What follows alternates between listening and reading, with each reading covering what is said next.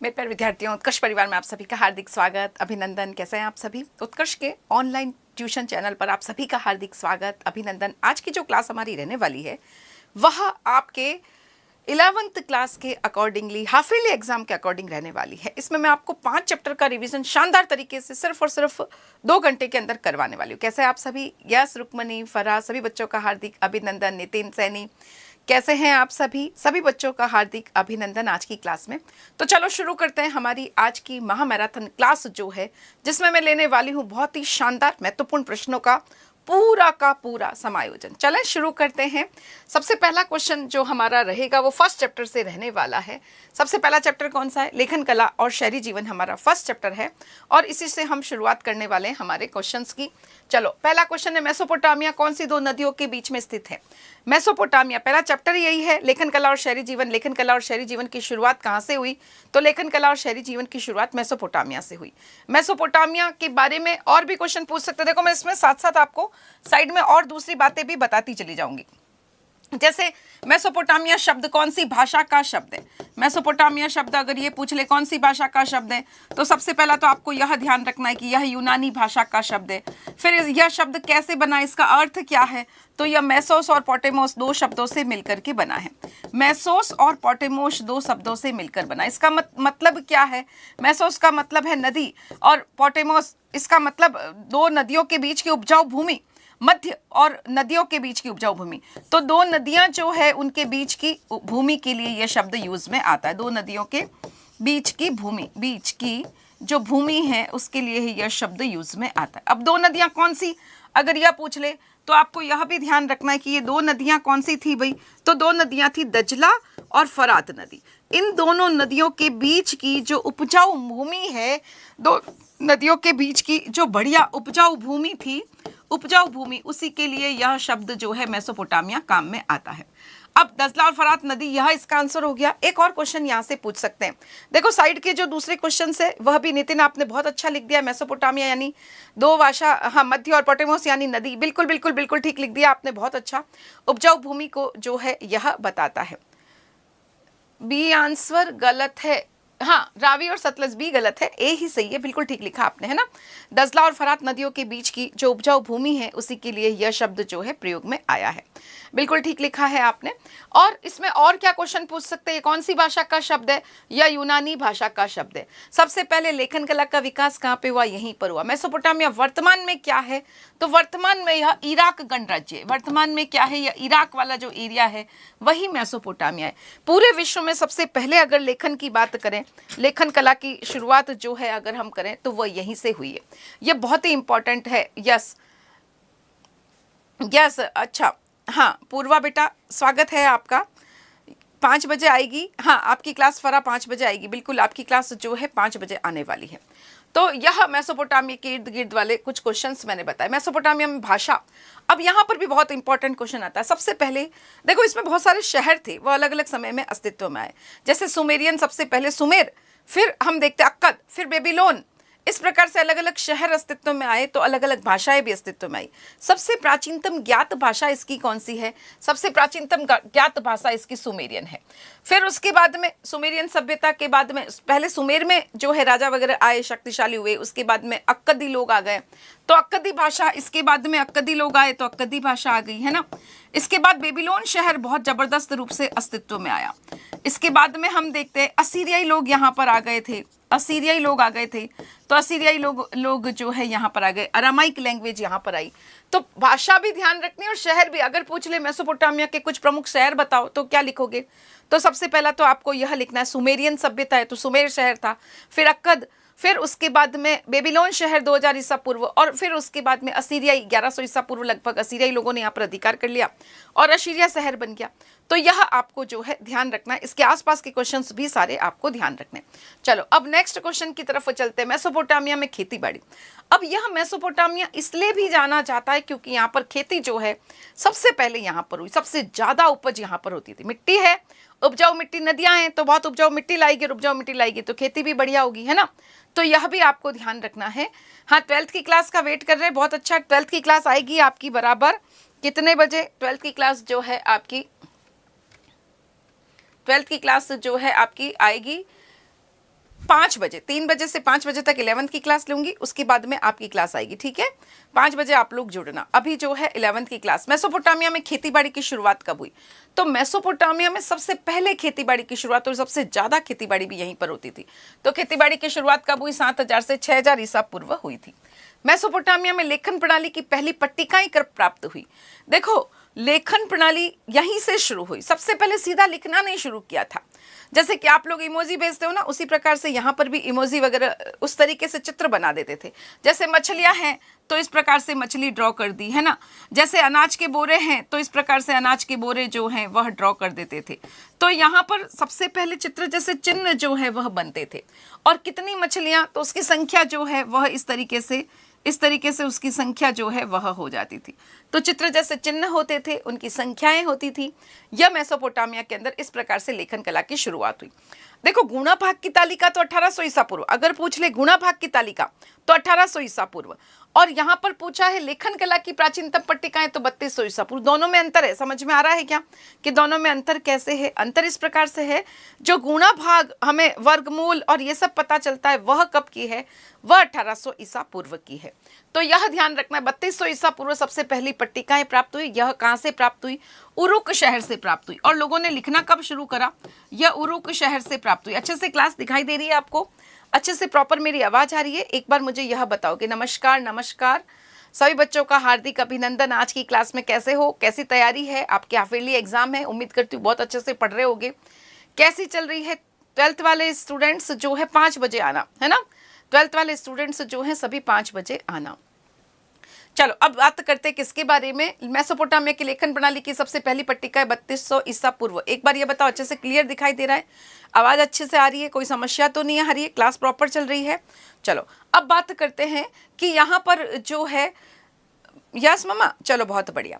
अब यह लिखन कला की आवश्यकता क्यों हुई? जब एक ही समय पर अलग अलग व्यक्ति, अलग अलग माल है, बहुत सारा सौदा कर रहे हैं, अलग अलग समय पर भी सौदे हो रहे हैं, तो सब कुछ तो याद नहीं रह सकता। इसीलिए जो है लिखना पड़ा और इसीलिए लेखन कला की शुरुआत जो है यहाँ पर हुई। चलो आगे चलते हैं। मेसोपोटामिया में चंद्र किस नाम से जाने जाते थे? चंद्र देवता। तो यह भी ध्यान रखना, यहाँ पर ईश्वर की भी पूजा करते थे, देवी देवता भी इनके थे। Uruk, no problem. अगर कोई पेन कोई कलर दिखाई नहीं दे तो बताना, मैं चेंज करके लिख दूंगी, लेकिन आपको प्रॉपर क्लास दिखाई देनी चाहिए। अच्छे से जो है आपको, हाँ, अच्छे से जो है आपको सब समझ में भी आना चाहिए। चलो अब बात करते हैं मेसोपोटामिया में चंद्र देवता किस नाम से जाने जाते थे? तो यह ध्यान रखना है, यहाँ पर जो है देवी देवताएं भी होते थे जिनकी पूजा होती थी। और चंद्र देवता थे और इन्नाना युद्ध और प्रेम की देवी थी। तो यहाँ पे राइट आंसर क्या हो जाएगा आपका? उर जो है वह राइट आंसर है। उरुक नगर कब अस्तित्व में आया? अब यह बताना है आपको। उरुक नगर सबसे प्राचीनतम शहर अगर पूछे तो यह ध्यान रखना, यह सबसे प्राचीनतम शहर था।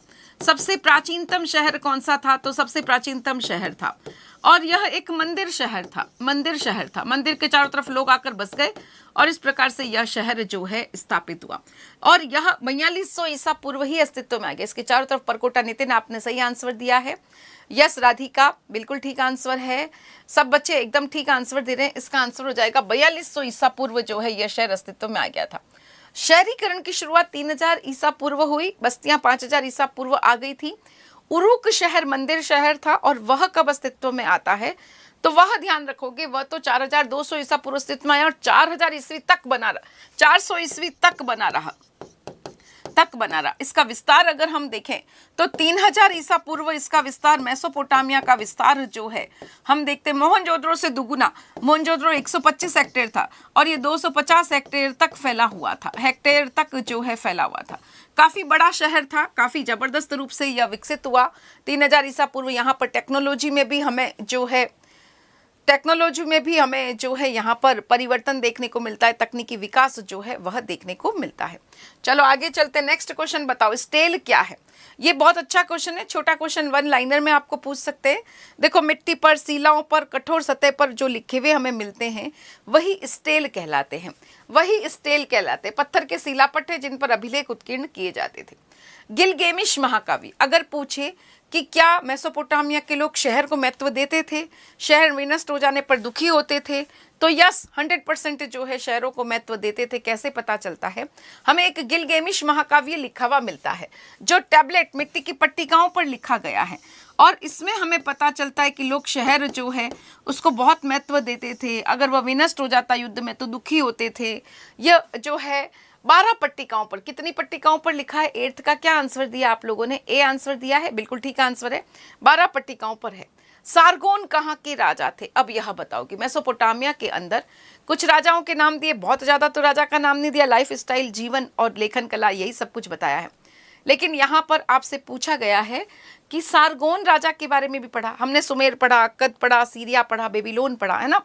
तो क्या बता सकते हो क्या कि सारगोन कहाँ का राजा था? क्वेश्चन नंबर डाल के आंसर दोगे। यस राधिका, खुशी, खुश, नितिन ए आंसर दे रहे हो, बिल्कुल ठीक है, क्वेश्चन नंबर डाल के आंसर दोगे बेटा। वैभव यस 9th का ए आंसर आपने दिया है और वह बिल्कुल ठीक आंसर दिया है। यस सुभाष, सारगोन अक्कद के राजा थे। नेक्स्ट क्वेश्चन है, स्वतंत्र बेबीलोन का अंतिम शासक कौन था? देखो बेबीलोनिया पर असीरियाई लोगों ने अधिकार कर लिया, तो नेबुकोडनेस्सर उसको स्वतंत्र करवाता है। लेकिन यह तो पूछ रहा है, देखो स्वतंत्र बेबीलोन का अंतिम शासक पूछ रहा है। नेबुकोडनेस्सर जो है यह बेबीलोनिया को मुक्त करवाता है। बेबीलोनिया जो है जब उस पर अधिकार कर लिया था असीरियाई लोगों ने, तो बेबीलोनिया को 625 ईस्वी में इसको मुक्त जो है इसने करवाया था। लेकिन स्वतंत्र बेबीलोन का अंतिम शासक पूछा है यहाँ पर, तो वह कौन सा होगा? 10th का क्या आंसर दे रहे हो वैभव? बिल्कुल ठीक दे रहे हो, ए आंसर नेबोनिडस इसका बिल्कुल सही आंसर है। अब बात करते हैं शहरी जीवन की शुरुआत कहाँ से हुई, तो यह ध्यान रखना, शहरी जीवन कहाँ से शुरू हुआ भाई? शहरी जीवन की शुरुआत जो है हम देखते हैं, जो हमारा इराक गणराज्य है, मेसोपोटामिया है, वहीं से शहरी जीवन की शुरुआत जो है हुई थी। मेसोपोटामिया कहाँ पर स्थित है वर्तमान में? तो वर्तमान का जो इराक है वही मेसोपोटामिया है। वर्तमान का जो इराक है वही जो है मेसोपोटामिया, यह ध्यान रखना है। वर्तमान का जो इराक है वही जो है मेसोपोटामिया है।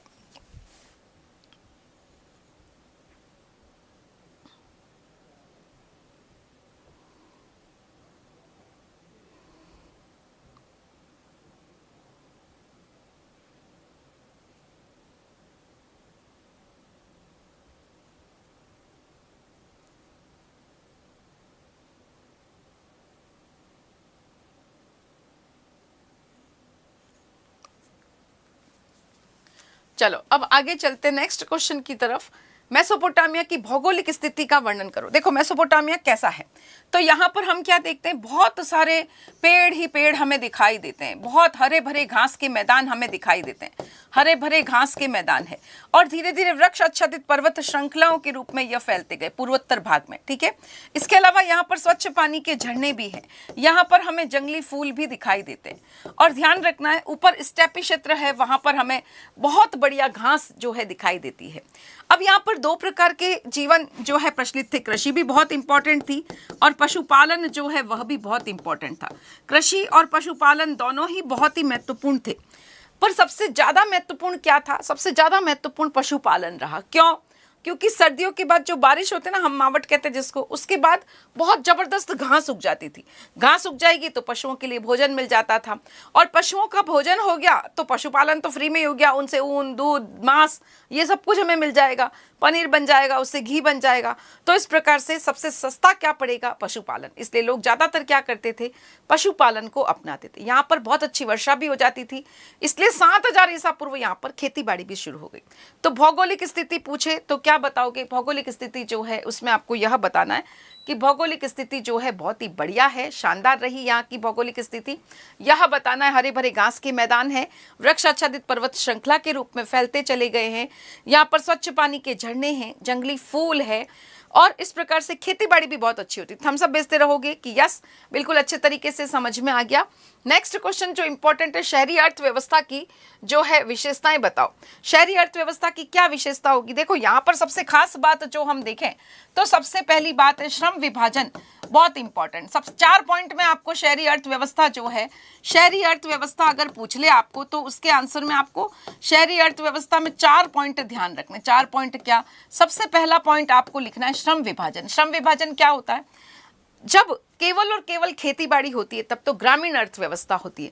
जब कृषि के अतिरिक्त अन्य आर्थिक गतिविधियां विकसित होती है, जब हम क्या देखते हैं किसी स्थान पर कृषि के साथ साथ अन्य आर्थिक गतिविधियों का विकास होने लगता है, कृषि के साथ साथ जब अन्य आर्थिक गतिविधियां जो है वह विकसित होती है, अन्य आर्थिक गतिविधियां जब विकसित हो जाती है और हम देखते हैं लोग इकट्ठे रहने लगते हैं, लोग जो है पास पास में रह रहे हैं, और उनका लोग कैसे रह रहे हैं, इकट्ठे रह रहे हैं, और उनका इकट्ठे रहना फायदेमंद भी होता है क्योंकि एक दूसरे पर निर्भर होते हैं। फायदेमंद लोग एक दूसरे पर क्या हो जाते हैं, निर्भरता। गाँव में क्या है, आत्मनिर्भर होते हैं, लेकिन शहरों के अंदर जैसे मैं आपको पढ़ा रही हूँ तो मुझे एक स्टूडियो असिस्टेंट चाहिए जो क्लास चलाए, यूट्यूब लाइव करे, आपको पीडीएफ डालने के लिए आईटी टीम अलग होगी, तो बहुत सारे लोग मिलकर के काम करते हैं। मैं यहाँ तक गाड़ी लेकर आऊँगी तो मेरी गाड़ी, उसमें पेट्रोल डालने वाला कोई होगा, नेटवर्क आएगा तभी आप क्लास देख सकोगे।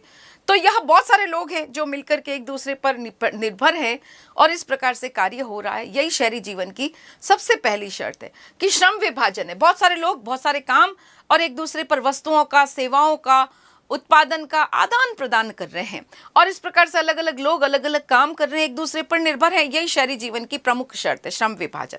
फिर उसके साथ साथ सामाजिक संगठन का भी होना आवश्यक है। अब सामाजिक संगठन क्या है, एक ऑर्गेनाइजेशन होना चाहिए। जैसे मैं आपको घर से नहीं पढ़ा रही, यह पूरा एक सेटअप है, एक संस्था है, अलग अलग डिपार्टमेंट है, अलग अलग वर्कर्स हैं और अलग अलग तरह के काम कर रहे। कोई आदेश दे रहा, जैसे मुझे आदेश आया कि यूट्यूब पर क्लास लेनी है, हाफियरली एग्जाम है, तो मैंने क्लास प्रिपेयर करने के लिए टाइपिस्ट को बोला, उसने पैनल तैयार किया और इस प्रकार से आपके पास क्लास आई। तो सामाजिक संगठन, कुशल सामाजिक संगठन का होना भी आवश्यक है। कैसे, अब गांव के, शहर के अंदर निर्माण हो रहा है, लेकिन गांव से अनाज आ रहा है और खाद्य पदार्थ आ रहे हैं और भी वस्तुएं आ रही है, तो उनका भंडारण करना पड़ेगा, फिर उसका वितरण करना पड़ेगा, और ये सब सामाजिक संगठन के बिना पॉसिबल नहीं है। कुछ लोग आदेश देंगे, कुछ लोग उसकी पालना करेंगे, तो कुशल सामाजिक संगठन का होना भी एक बहुत अनिवार्य है। बात समझ में आ गई क्या? इसके बाद चलते हैं थर्ड। देखो, इसके बाद में चलते हैं थर्ड की तरफ, तो कुशल परिवहन व्यवस्था।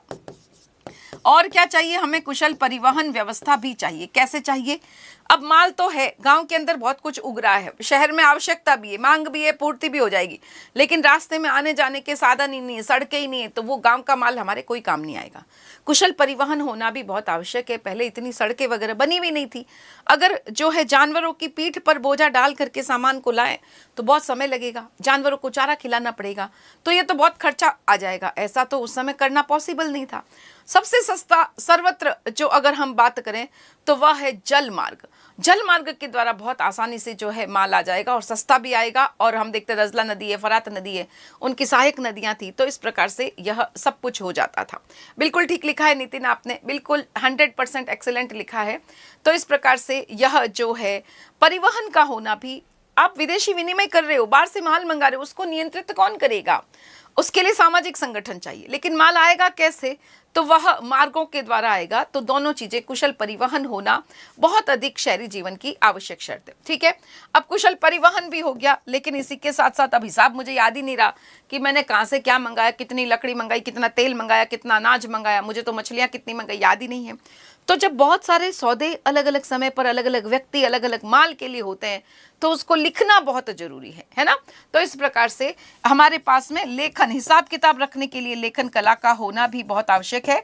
और हम देखते हैं कि मैदानी इलाकों में लेखन कला जो है विकसित हुई। थम्स अप भेजकर बताओ कि एकदम बढ़िया क्लियर हो गया, अच्छे से समझ में आ गया। कितने पॉइंट लिखोगे? शहरी अर्थव्यवस्था पूछ ले, शहरी अर्थव्यवस्था की विशेषता पूछ ले तो 4 लिखोगे। पहला श्रम विभाजन, दूसरा सामाजिक संगठन का होना, तीसरा कुशल परिवहन का होना और चौथा लेखन कला का विकास होना। क्लियर हो गया?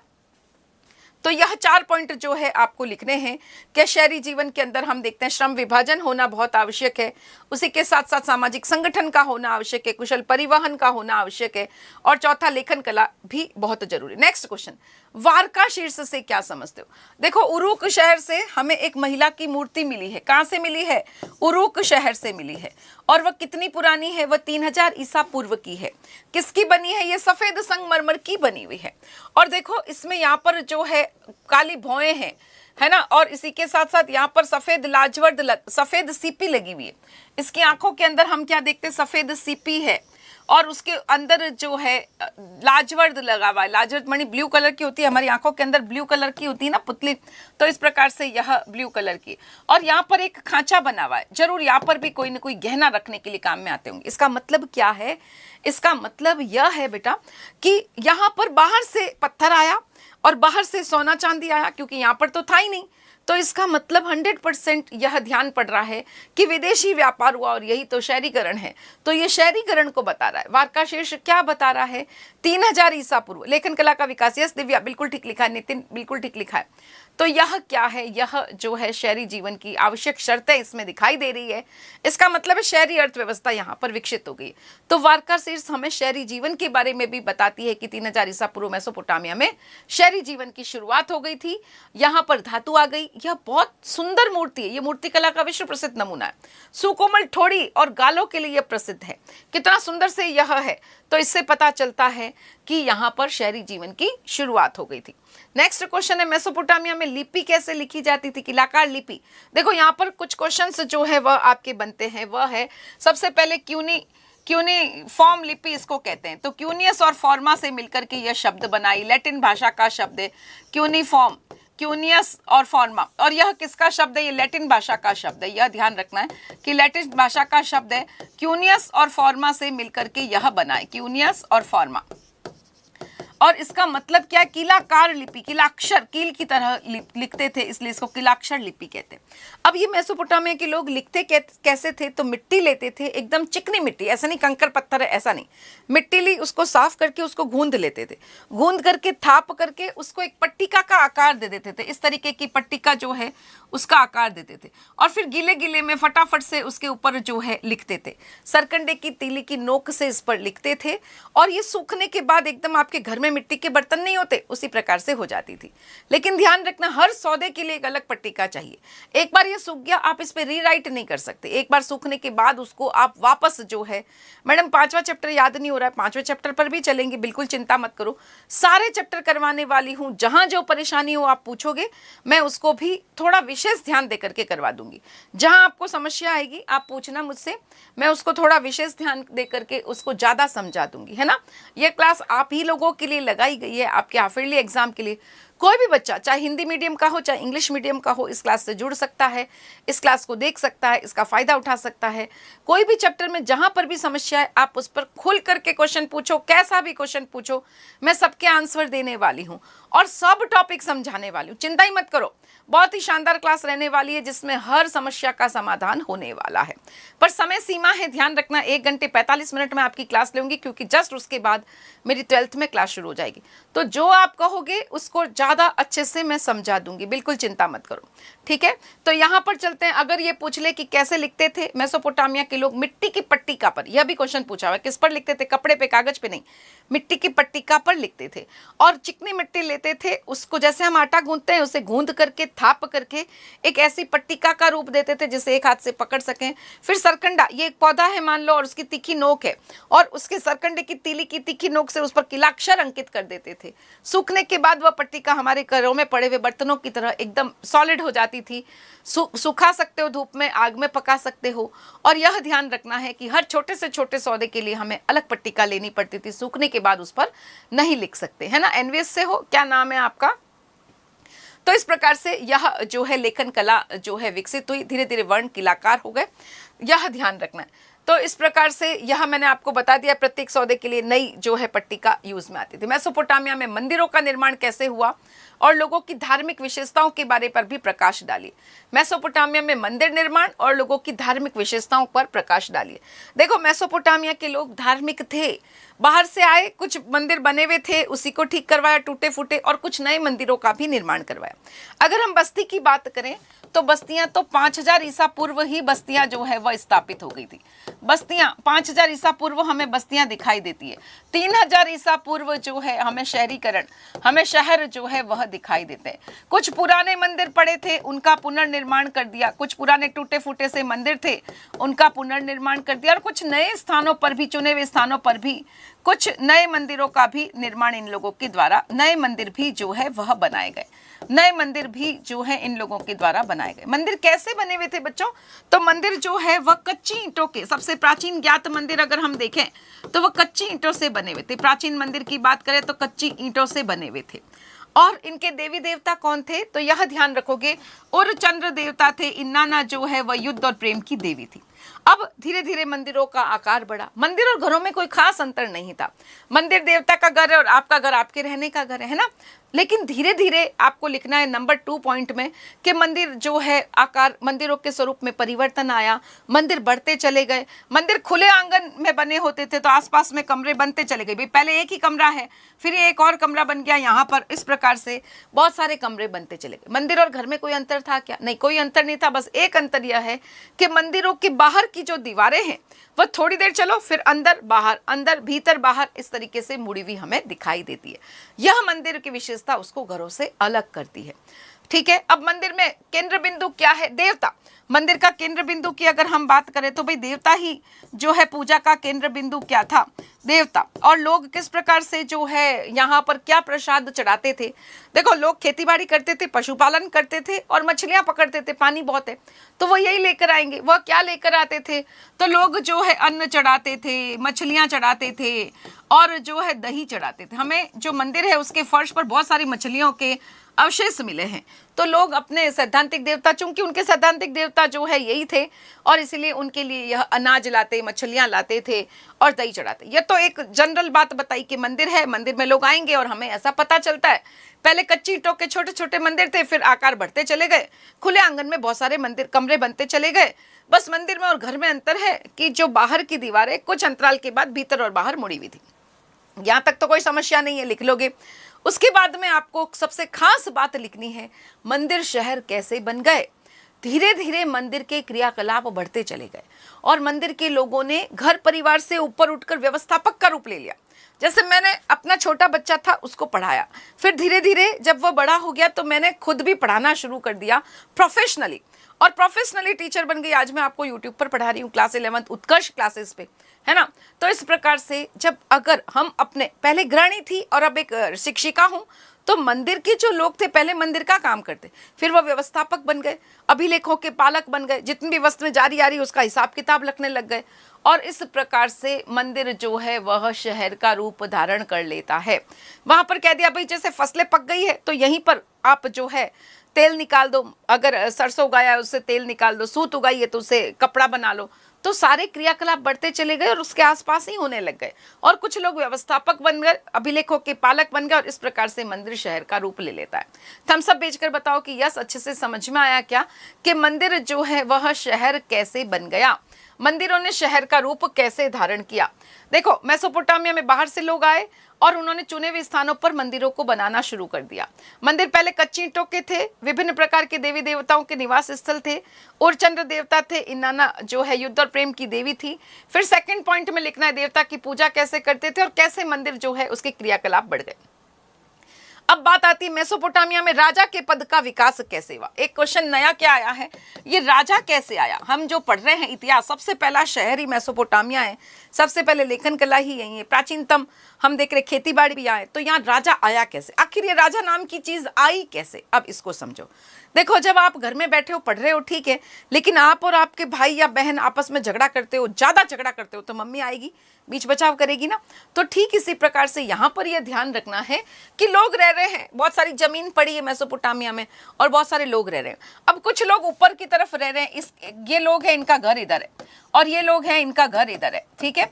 अब क्या हो रहा है, पानी आ रहा है, पानी आ रहा है, सभी अपने अपने खेती बाड़ी कर रहे हैं, पानी यहाँ से आ रहा है, और इन्होंने क्या करा कि पानी जो है नीचे जा रहा था लेकिन उसको रोक लगा दी, यहीं पे पानी सारा ले लिया, अब नीचे पानी जा ही नहीं रहा, और इस प्रकार से सारा पानी इन्होंने ले लिया और यहाँ पर जो मिट्टी आ गई गाद, उसको हटाया ही नहीं।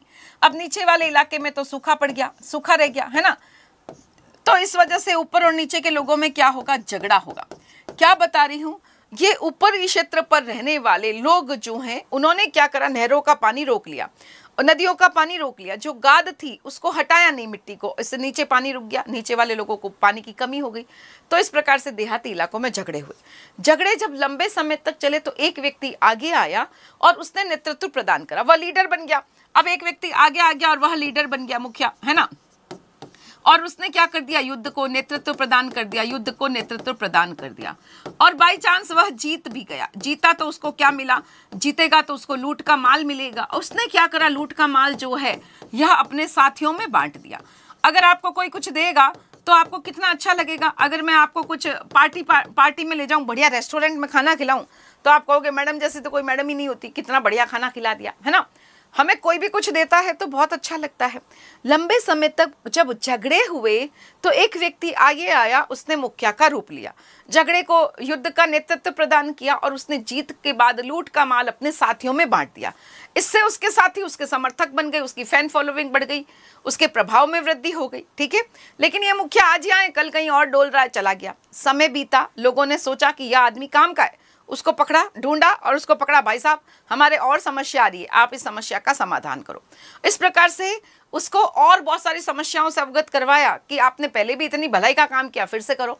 और उस व्यक्ति ने वह काम करना शुरू कर दिया, वह स्थायी रूप से रहने लग गया और उसने कुछ नियम कायदे कानून बना दिए। इस प्रकार से अनेक संस्थाएं बनी और अनेक परिपाटियां अस्तित्व में आई। यानी उसने क्या करा, पहले नहीं किया लेकिन बाद में उसने सामुदायिक कल्याण का काम करना शुरू कर दिया। उसने क्या करा, सामुदायिक कल्याण का काम जो है वह शुरू कर दिया और इस प्रकार से उसके अनुयायियों की संख्या में वृद्धि हो गई, उसके प्रभाव की संख्या में वृद्धि हो गई। अनुयायी की संख्या जो है वह तब बढ़ गई थी जब उसने लूट का माल बांटा, तो अनुयायियों की संख्या में क्या हो गई थी, वृद्धि हो गई, उसके प्रभाव में वृद्धि हो गई, है ना। और अब वह सामुदायिक कल्याण की तरफ भी ध्यान दे रहा है। अब उसने कहा कि पैसा, कीमती धातुएं हैं, वो देवी देवताओं को अर्पित करते, बढ़िया मंदिर बनवाते, क्योंकि लोग जो है भगवान की पूजा करते थे।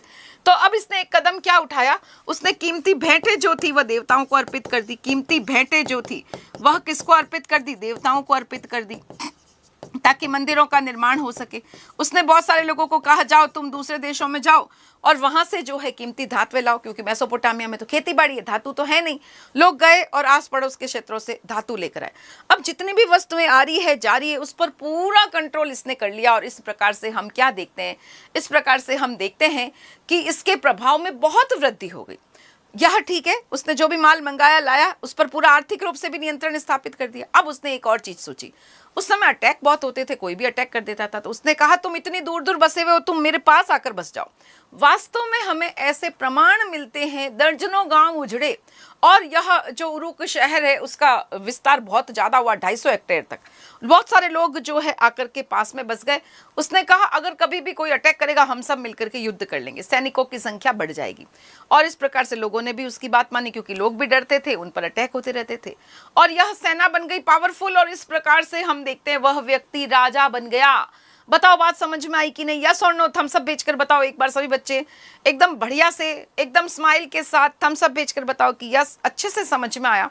वास्तव में आपने इसको फील किया कि राजा के पद का विकास कैसे हुआ। राजा के पद का विकास कैसे हुआ, तो बहुत छोटी सी झगड़ी थी, कृषि संकट हुआ, ऊपरी इलाकों में रहने वाले लोग सारा पानी अपनी तरफ ले लेते थे और अपने हिस्से की सरनी में से गाद नहीं हटाते थे, नीचे पानी नहीं पहुंचता था, झगड़े होते थे। झगड़े हुए तो एक व्यक्ति ने लीडरशिप प्रदान करी और इस प्रकार से जीत का माल अपने साथियों में बांट करके अपने अनुयायियों में और अपनी फैन फॉलोइंग में वृद्धि कर दी। अब वह ठीक है, मुखिया आज है, कल कहीं और चला गया, लेकिन हम क्या देखते हैं, अब उन लोगों ने जब भी और समस्याएं उसको पकड़ कर लाए कि भाई तुम हमारे लिए ये काम कर दो, सामुदायिक कल्याण की तरफ ध्यान देने लगा। अनेक परिपाटियां स्थापित हुई, अनेक संस्थाएं स्थापित हो गई। फिर उसने कीमती धातुएं जो थी उसको देवताओं को अर्पित करके बहुत सुंदर मंदिर बनवाए, लोगों को कहा आसपास के शहरों से जाकर पत्थर लेकर आओ। और इस प्रकार से जो भी वस्तुएं आ रही है जा रही है उस पर पूर्ण नियंत्रण आर्थिक कर लिया और उसका प्रभाव और बढ़ गया। अब उसने लोगों को सलाह दी तुम मेरे पास में आकर बस जाओ, ताकि आवश्यकता पड़ने पर तुरंत सेना स्थापित की जा सके। लोग आकर भी बस गए, दर्जनों गांव उजड़े और इस प्रकार से यह राजा के पद का विकास हुआ। इस प्रकार से शहरी जीवन की शुरुआत हुई। ऑल क्लियर, एकदम बढ़िया तरीके से क्लियर। चलें आगे, चलो नेक्स्ट क्वेश्चन देखते हैं। तो यह मैंने देवता और ये सब बता दिया, मुखिया, समुदाय पर नियंत्रण, आबादी का विस्थापन। अब चलते हैं मेसोपोटामिया की दुनिया को सबसे बड़ी देन क्या है। यह सबसे इंपॉर्टेंट क्वेश्चन है, यह जो है यह सबसे ज्यादा इंपॉर्टेंट क्वेश्चन है कि मेसोपोटामिया की दुनिया को सबसे बड़ी देन क्या है। मेसोपोटामिया की जो दुनिया को सबसे बड़ी देन है वह यही है, गणित की विद्वत्तापूर्ण परंपरा। जोड़, बाकी, गुणा, भाग, वर्ग, वर्गमूल, आयतन, क्षेत्रफल, चक्रवर्ती ब्याज, ये सब कुछ निकालना जानते थे। देखो लिखित पट्टिका तो 3200 ईसा पूर्व हमें मिल गई जिसमें चित्र जैसे चिन्ह थे, लेकिन गुणा भाग वाली, वर्गमूल वाली पट्टिकाएं हमें 1800 ईसा पूर्व मिली है। तो यह ध्यान रखना है कि हमें जो यह मेसोपोटामिया की सबसे बड़ी देन यही है कि हमें गणित की विद्वत्तापूर्ण परंपरा मिलती है। ये जोड़, बाकी, गुणा, भाग, वर्ग, वर्गमूल, आयतन, क्षेत्रफल सब कुछ निकालना जानते थे, यह ध्यान रखना है, ठीक है। और इन्होंने जो वर्गमूल निकाला था 2 का, वो आज भी सही मान से बिल्कुल थोड़ा सा जो है कम है। यह इसके साथ साथ सूर्य ग्रहण चंद्र ग्रहण भी जानते थे। इसी के साथ साथ इन्होंने सबसे इंपॉर्टेंट चीज जो हमें दी, जो आज आपके अचेतन मन का हिस्सा है, जो आप देखते हो कि एक साल में 12 महीने हैं, एक महीने में अगर हम देखें 30 दिन है, और एक दिन के अगर हम देखें तो महीने में 4 हफ्ते हैं, एक दिन के अंदर 12 घंटे, एक घंटे में 60 मिनट है। ये सब आप सबको पता है, जो हम नींद में भी बता सकते हैं, अचेतन मन का हिस्सा। लेकिन बच्चों, वास्तव में इस काल गणना को किसने ढूंढा? यह भी मेसोपोटामिया की देन है। इससे सिकंदर के उत्तराधिकारियों ने सीखा, इस्लाम के लोगों ने सीखा, और फिर जाकर के पूरे यूरोप में फैला। तो यह बहुत इंपॉर्टेंट चीज है। 12th वाले बच्चों की क्लास जो है वो 5 बजे लेंगी, है ना बेटा? आप लोग 5 बजे जुड़ना। अभी मैं 11th की क्लास ले रही हूँ, कंफ्यूजन न रहे किसी भी बच्चे को। अभी 11th की क्लास चल रही है। 12th वाले बच्चों की क्लास जो है वह आपकी क्लास आएगी 5 बजे। ओके, 5 बजे हम मिलेंगे पूरे 12 चैप्टर के साथ। बहुत बढ़िया टेस्ट की तरह आपको देना है। मैं बहुत अच्छे से टेस्ट बनाकर लाई हूँ, आपको सभी क्वेश्चंस का आंसर जो है वहां पर देना है। चलो, तो यह लेखन कला, ये क्वेश्चन बहुत इंपॉर्टेंट है, 100% परीक्षा में पूछा जाएगा, क्योंकि यह चैप्टर ही यही है। तो 1800 ईसा पूर्व के बाद हमें पट्टिकाएं मिली, जिसमें चक्रवर्ती ब्याज, वर्ग, वर्गमूल, क्षेत्रफल, आयतन, इन सब की जानकारी थी। सबसे इंपॉर्टेंट इन्हें यह पता था पृथ्वी के चारों ओर चंद्रमा की परिक्रमा। यह ध्यान रखना है, पृथ्वी के चारों ओर चंद्रमा की परिक्रमा से यह काल विभाजन की इन्होंने गणना करी थी। और एक महीने में 4 हफ्ते, एक दिन में 24 घंटे, ये सब कुछ इन्होंने बता दिया था। सूर्य ग्रहण और चंद्र ग्रहण के बारे में भी जानते थे कि किस प्रकार से सूर्य ग्रहण होता है, चंद्र ग्रहण होता है, और इस प्रकार से मेसोपोटामिया में इन सब का विकास हो गया था। तो यह हमारा चैप्टर नंबर 1 जो है मैंने कंप्लीट करवा दिया है। अब शुरू कर रही हूँ चैप्टर नंबर 2। थोड़ी सी स्पीड बढ़ाएंगे, 5 चैप्टर हमें पूरे करने हैं। कितने बजे तक? 4:45 बजे तक, है ना? 36 मिनट मुझे एक चैप्टर में लगे। थोड़ी सी स्पीड बढ़ाएंगे तब हम फटाफट से, वैसे तो ठीक है, आधे घंटे में एक चैप्टर करेंगे तो हम आराम से पहुंच जाएंगे। चलो, अब फटाफट से सेकंड चैप्टर की तरफ चलते हैं। रेडी हो सभी बच्चे? थम्स अप भेजकर बताओ रेडी। चलें, शुरू करें। Very very very good afternoon. Rome के इतिहासकारों की स्रोत सामग्री को कितने वर्गों में बांटा जा सकता है? फटाफट से बताओगे, फटाफट से बताओगे कौन कौन आया है। ग्लैड बॉय, नाम लिखो ना अपना। समझ में भी नहीं आता है कि क्या कॉपीराइट और ये क्या क्या नाम है। अच्छे से इतना सुंदर जो नाम है वह नाम लिखोगे, तब पता चलेगा कि क्या नाम से आप उत्तर दे रहे हो। चलो, क्वेश्चन नंबर 1 क्या है? रोम के इतिहासकारों की स्रोत सामग्री को कितने भागों में? फटाफट से बताओ, फटाफट से बताओ कि यह क्वेश्चन का आंसर क्या है। यस नितिन सैनी, यस मुखिया, ये क्या नाम है? मुझे एक भी बच्चे का, सुशीला बोहरा, अच्छा, शुभम, शुभांश, अच्छा।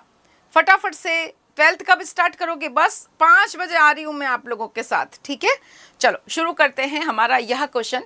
रोम के इतिहासकारों के सोर्स सामग्री को कितने भागों में बांटा गया? 1, 2, 3 और 4। क्या आंसर दे रहे हो आप सभी बच्चे?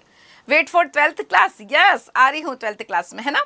चलो, तो यह रोम के स्रोत सामग्री को 3 भागों में बांटते। कौन कौन सी है? पाठ्य सामग्री, प्रलेख और दस्तावेज। पाठ्य सामग्री, दूसरा प्रलेख या दस्तावेज, प्रलेख या दस्तावेज है, प्रलेख या दस्तावेज। और तीसरा क्या है?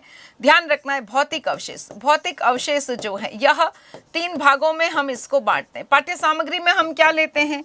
तो पाठ्य सामग्री में कोई कानून है, काव्या प्र, ऐसे ध्यान रखो, कानून है, कोई प्रवचन है, कोई व्याख्यान है, यह सब कुछ हम लेते हैं। प्रलेख या दस्तावेज, भाई कोई बड़े बड़े पत्थर है, उस पर कुछ लिखा हुआ है, और दस्तावेज में हम पेपायरस के पत्तों पर लिखी हुई जो लेखन सामग्री है उसको लेते हैं। और भौतिक अवशेष में इमारतें हैं, सिक्के हैं, बर्तन हैं, भांडे, उन सबको लेते हैं। तो यह रोम के इतिहास सामग्री को कितने वर्गों में बांटा जाता है? 3 वर्गों में। नेक्स्ट क्वेश्चन है, यूरोप और अफ्रीका के महाद्वीप है, उनके बीच में कोई समुद्र है क्या? फटाफट से कमेंट करके बताओ कि कोई समुद्र है क्या? कौन सा समुद्र है जो इसको बांटा हुआ है? यस प्रियंका, वेट कर रहे हो? बिल्कुल मैं आ रही हूँ। ऐप पर आओगी क्या? 12th नहीं, ऐप में क्लास नहीं है आज, दोनों की यूट्यूब पर ही क्लास है। दोनों की यूट्यूब पर ही क्लास है, 11th और 12th की, और हाफ ईयरली के अकॉर्डिंग यह क्लास जो है रखी गई है।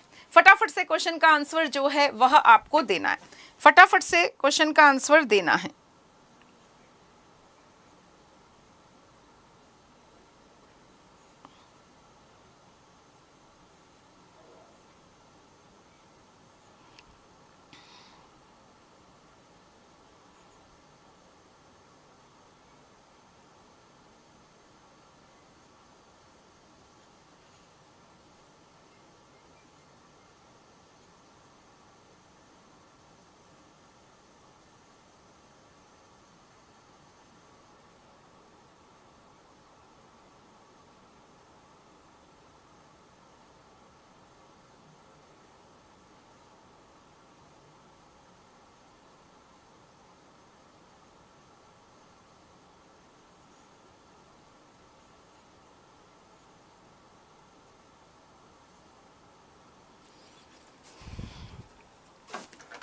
यूरोप और अफ्रीका के समुद्र बताया कि आप लोगों ने सभी ने सी आंसर दिया है। यस, भूमध्य सागर, बिल्कुल ठीक है। रोमन साम्राज्य में प्रचलित दिनारियस क्या था? फटाफट से बताओ। रोमन साम्राज्य में प्रचलित जो दिनारियस है वह क्या था? फटाफट से बताओ। रोमन साम्राज्य में दिनारियस क्या था, यह आपको जो है वह बताना है।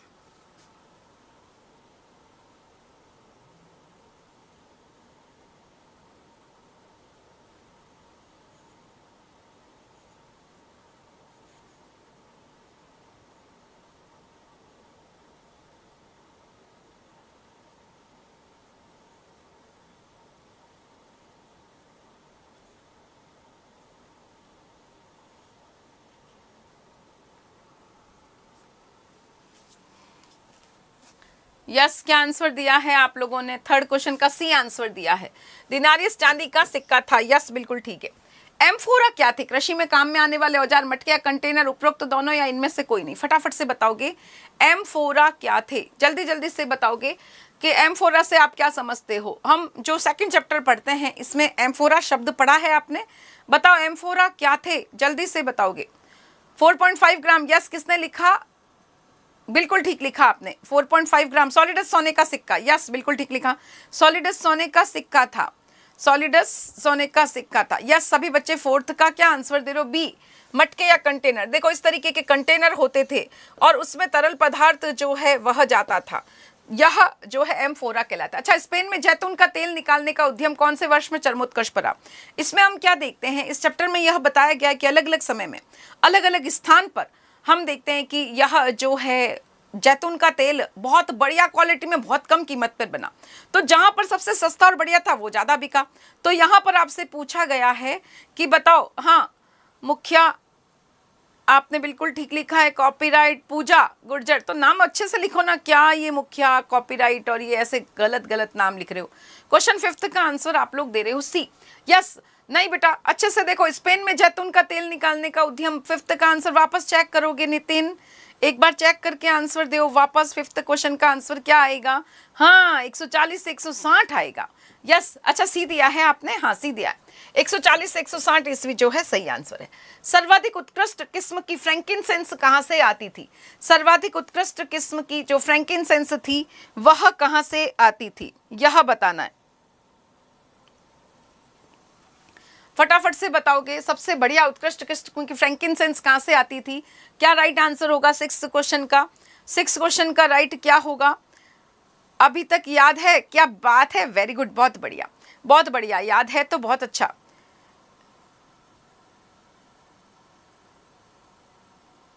अच्छा अच्छा अच्छा, भाई ने लिख रखा है, ओके कोई बात नहीं। फटाफट से आंसर दोगे। 6th क्वेश्चन का आंसर क्या दे रहे हो? ए आंसर दे रहे हो।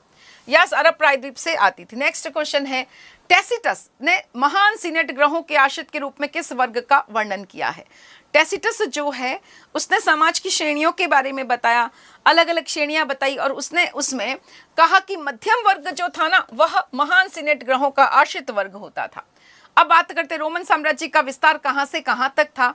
अगर हम रोमन साम्राज्य का विस्तार देखें तो पूरा का पूरा यूरोप है ना, और एशिया जो है उसका पश्चिमी भाग है और अफ्रीका का उत्तरी भाग है। इस प्रकार से यह अर्धचंद्राकार क्षेत्र जो है वह हम देखते हैं पूरा रोमन एम्पायर था। पेपायरस क्या था? पेपायरस एक पौधा था जो मिस्र में नील नदी के किनारे उगता था और उसी से पेपायरस के पत्ते पर ही तो लिखते थे, उससे लेखन सामग्री जो है वह तैयार की जाती थी। तो पेपायरस क्या था? एक सरकंडे जैसा पौधा जिससे मिस्र में नील नदी के किनारे उगता था। ऑगस्टस को प्रमुख नागरिक क्यों कहा ऑगस्टस ने अपने आप को? ऑगस्टस ने अपने साम्राज्य को जो है प्रिंसिपेट कहा। ऑगस्टस ने अपने साम्राज्य को क्या कहा? प्रिंसिपेट कहा है। और अपने आप को क्या कहा है? प्रिंसेप्स कहा है। प्रिंसेप्स जो है उसने स्वयं को प्रिंसेप्स कहा। ऐसा क्यों कहा? तो यह ध्यान रखना है क्योंकि इतने समय तक 509 ईसा पूर्व से 27 ईसा पूर्व तक रोमन साम्राज्य में गणतंत्र का शासन था। एकदम से तख्ता पलटा तो वह अपने आप को निरंकुश शासक नहीं बताना चाहता, इसीलिए उसने अपने आप को क्या कहा? उसने अपने आप को प्रिंसेप्स कहा और इस राज्य को प्रिंसिपेट कहा है। इस राज्य को प्रिंसिपेट का। सेंट ऑगस्टीन कौन थे? देखो यहाँ पर जैसे हमारे धर्म के ज्ञाता होते हैं, पादरी होते हैं, मुल्ला मौलवी होते हैं, उसी तरह से वहां पर जो होते थे वह बिशप कहलाते थे और यह अफ्रीका के बिशप थे, हिप्पो नगर के बिशप हुआ करते थे। ट्राजान कौन था? एक शक्तिशाली राजा। शक्तिशाली तो नहीं था, लेकिन सपने बड़े थे सिकंदर की तरह। वह भारत की विजय जो है वह करना चाहता था, सिकंदर की तरह ही वह भारत की विजय अभियान बनाता है। लेकिन वास्तव में उसके बाद उसके उत्तराधिकारियों ने छोड़ दिया वह साम्राज्य, क्योंकि आवश्यक ही नहीं था। तो यह ध्यान रखना है, यह ध्यान रखना है इसके अंदर कि ट्राजान एक रोमन सम्राट है जो महत्वाकांक्षी है बहुत ज्यादा, और वह साम्राज्य विस्तार चाहता है, वह भारत पर अधिकार चाहता है सिकंदर की तरह। लेकिन उसके बाद में उसके उत्तराधिकारियों ने वह जो है उसका कोई मतलब ही नहीं था। निकटवर्ती पूर्व क्या है, देखो जो रोमन साम्राज्य पढ़ते हैं इसमें जो भूमध्य सागर है, यह क्या है, भूमध्य सागर है ना। और भूमध्य सागर के बिल्कुल पूर्व वाला इलाका कौन सा, भाई सीरिया की जमीन है, फिलिस्तीन की जमीन है, सीरिया है, फिलिस्तीन है ना, अरब है, ये सारे स्थान क्या कहलाते थे, इसी को ही निकटवर्ती पूर्व कहा गया। जो बिल्कुल पूर्व में पड़ता था ना, इसी को निकटवर्ती पूर्व कहा गया। आगे चलते, रोम साम्राज्य के इतिहास को जानने के सोर्स क्या हैं, तो रोम साम्राज्य के इतिहास को जानने के 3 सोर्स हैं। कौन सा, पाठ्य सामग्री, प्रलेख और दस्तावेज, भौतिक अवशेष है। पाठ्य सामग्री क्या है, अब देखो पाठ्य सामग्री इसमें आएगा सबसे पहले वर्ष वृत्तांत, जिसे प्रतिवर्ष लिखा जाता है। उस काल के इतिहासकार जो इसे प्रतिवर्ष लिखते हैं उसी को वर्ष वृत्तांत जो है वह कहा जाता है। फिर बात करते हैं, इसके अलावा भी इसमें कुछ चीजें शामिल है, आपको याद करने के लिए ट्रिक बता रही हूँ, आप ऐसे याद रखो। काव्या प्र, इसका मतलब क्या है, कानून है, व्याख्यान है, पत्र है, प्रवचन है।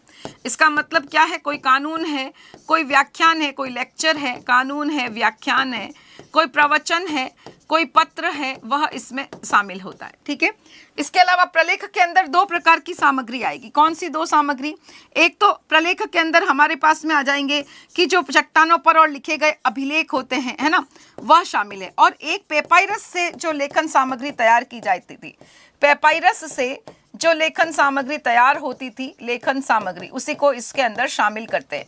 पेपाइरोलॉजिस्ट इसको पढ़ पाते हैं। और यह क्या था, एक पौधा था जो मिस्र में नील नदी के किनारे उगता था और उसी से लेखन सामग्री जो है वह तैयार होती थी। भौतिक अवशेष में मूर्तियां, मर्दभांड, सिक्के, कोई स्मारक है, वह सब इसमें शामिल होगा। तो यह पाठ्य सामग्री, प्रलेख और भौतिक अवशेष आपको इसमें लिखने। अब बात करते हैं ऑगस्टस ने जो साम्राज्य स्थापित किया उसमें प्रिंसिपेट, सेनेट और सम्राट की क्या स्थिति थी वह आपको बताना है। देखो अब मैं इसमें आपको बताती हूँ, ऑगस्टस ने जो है साम्राज्य स्थापित किया, उससे पहले क्या था। ऑगस्टस से पहले जो है 509 से 27 ईसा पूर्व अगर हम बात करें, 509 ईसा पूर्व से 27 ईसा पूर्व की अगर हम बात करें तो यहाँ पर क्या था, यहाँ पर जो है गणराज्य, गणतंत्र व्यवस्था थी। और ये गणतंत्र व्यवस्था एक संस्था से चलती थी जिसे सेनेट कहते थे। और सेनेट के अंदर जो है धनवान परिवारों का समूह होता था जो मिलकर के शासन चलाता था। धनवान परिवारों का समूह, धनवान परिवारों का समूह होता था जो शासन चलाता था। सेनेट की सदस्यता जीवन भर चलती थी, पद और प्रतिष्ठा पर जीवन भर जो है इसकी सदस्यता चलती थी। और यह पद और प्रतिष्ठा पर निर्भर करती थी, कोई व्यक्ति का कितना ऊंचा पद है, उसकी प्रतिष्ठा कितनी है, उस हिसाब से सेनेट का सदस्य होता था। तो यह एक फेज था, एक समय था, एक टाइम पीरियड था जब सेनेट से शासन चलता था। धनवान परिवारों का छोटा सा समूह चलाता था जिसे अभिजात वर्ग कहते थे।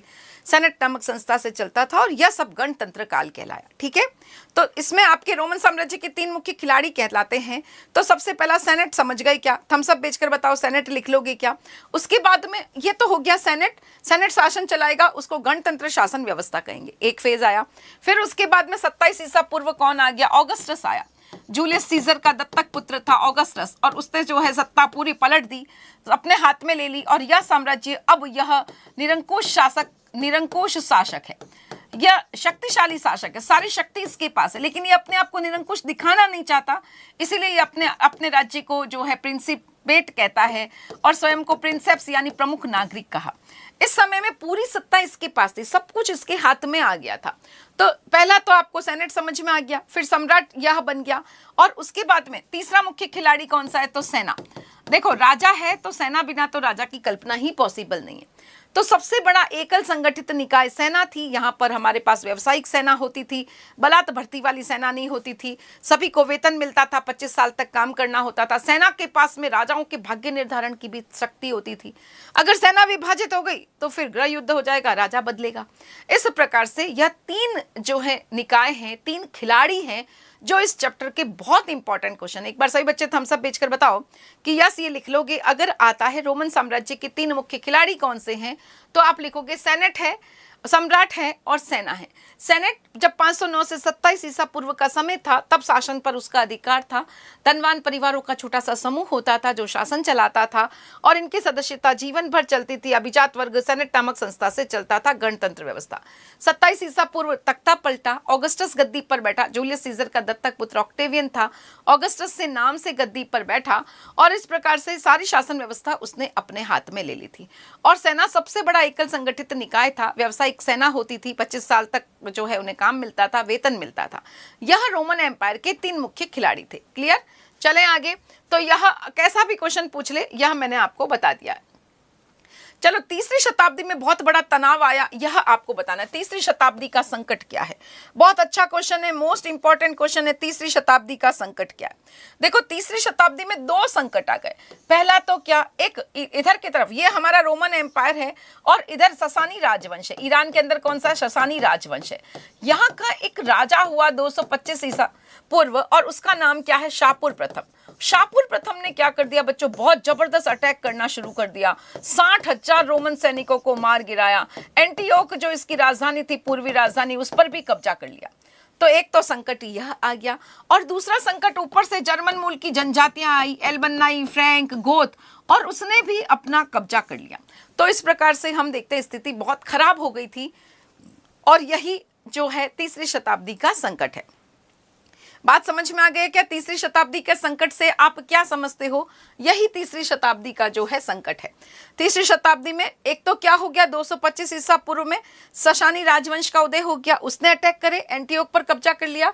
और दूसरा, इसी दौरान जर्मनी की जाति एल्बनाई, फ्रैंक, गोथ आई और उन्होंने भी काला सागर से अल्पस तक अधिकार कर लिया। बहुत सारा क्षेत्र हमको छोड़ना पड़ गया। इस प्रकार से 47 वर्षों में 25 सम्राट बैठे, लेकिन तनाव की स्थिति से नहीं निकला जा सका। तो यह हो गए हमारे 2 चैप्टर कंप्लीट। चलते हैं तीसरे चैप्टर की और फटाफट से थम्स अप भेजकर बताओ रेडी। चले तीसरे चैप्टर की तरफ। आप लोगों को आंसर देना है। क्वेश्चंस जो है वह मैं लेकर आई। चलो, क्वेश्चन क्या है? सबसे पहला, निम्नलिखित में से कौन सा मोनके का काल है? पहले तो यह बताओ आखिर ये मोनके है कौन, फिर उसके बाद में आपको बताना है मोनके का काल क्या है। निम्नलिखित में से 1236 से 41, 46 से 49, 51 से 60 या 53 से 55, यह आपको बताना है। क्वेश्चन चैप्टर नंबर 3 जो है वह मैंने स्टार्ट कर दिया है आपका 3:52 पर। अब हम शुरू कर रहे हैं चैप्टर नंबर 3। टोटल आपको 5 चैप्टर जो है वह मैं करवाने वाली हूँ। ठीक है, चलो फटाफट से जो है आपको आंसर देना है। निम्नलिखित में से मोनके का सही काल क्या है? बिल्कुल ठीक आंसर आया है 1251। ये मोनके कौन है? देखो, हम इसमें चंगेज खान के बारे में पढ़ने वाले हैं और चंगेज खान के पुत्र वगैरह जो हैं ये मोनके हैं, बाटू है, इनके बारे में पढ़ेंगे। चीन की महान दीवार का निर्माण कब पूरा हुआ? 8वीं शताब्दी ईसा पूर्व, 7वीं शताब्दी ईसा पूर्व, 6वीं शताब्दी, 3री शताब्दी ईसा पूर्व। देखो, जो मंगोल लोग हैं वह तो हम देखते हैं कि यह तो खेतीबाड़ी करते नहीं थे क्योंकि ऐसी स्थिति नहीं थी, बहुत ज़्यादा ठंडा मौसम हुआ करता था, खेतीबाड़ी पॉसिबल ही नहीं थी। और मंगोलों के पास ही चाइना के लोग भी रहते थे, तो इनके बीच में संपर्क होता रहता था, खाद्य पदार्थ जो है वहाँ से लेते रहते थे। लेकिन बच्चों, एक स्थिति ऐसी आई, ये मंगोल जो अटैक बहुत करते थे, इनको नुकसान बहुत पहुँचाते थे, इसलिए चीन ने क्या कर दी, एक बहुत बड़ी दीवार जो है वह बना दी ताकि क्या हो सके, मंगोलों के आक्रमण से हमारी रक्षा हो सके। तो यह चीन की जो दीवार है आपके क्वेश्चन में पूछा गया है। सेकंड क्वेश्चन का क्या आंसर दिया श्रवण? ए आंसर दे रहे हो। अच्छा, 8वीं शताब्दी ईसा पूर्व जो है इसका निर्माण, नहीं, यह तो शुरू हुआ था, यह सही आंसर नहीं है। किसने दिया? कंचन ने सेकंड का डी आंसर दिया है। डी आंसर बिल्कुल ठीक है। 8वीं शताब्दी ईसा पूर्व शुरू होता है और इसमें पूछा है पूर्ण कब हुआ। क्या पूछा है? पूर्ण। तो पूर्ण कब हुआ? 3री शताब्दी ईसा पूर्व इसको पूर्ण किया गया। तैमूजीन के पिता का सगा भाई कौन था? अब यह बताना है तैमूजीन जो है उसके पिता का सगा भाई। पहले तो यह बताओ कि यह तैमूजीन कौन है। पहले तो यह बताओ फटाफट से कि तैमूजीन जो है यह नाम किसको दिया गया। जल्दी जल्दी से क्वेश्चन का आंसर दोगे। ओगोदोई, मोनके, तुगरिल या बोटे, यह आपको बताना है। वैष्णवी, माय स्वीट मम्मा, क्या बात है। पंकु, यस। पूजा, गुर्जर, जल्दी जल्दी से। यस। ज्ञान सिंह, यस, वेरी गुड। फटाफट से माय स्वीट मम्मा, यस। आ रही हूँ 5 बजे आप लोगों की क्लास में 12th में, और अभी चल रही है 11th क्लास का 3rd चैप्टर। ठीक है, चलो फटाफट से आंसर दोगे क्वेश्चन का।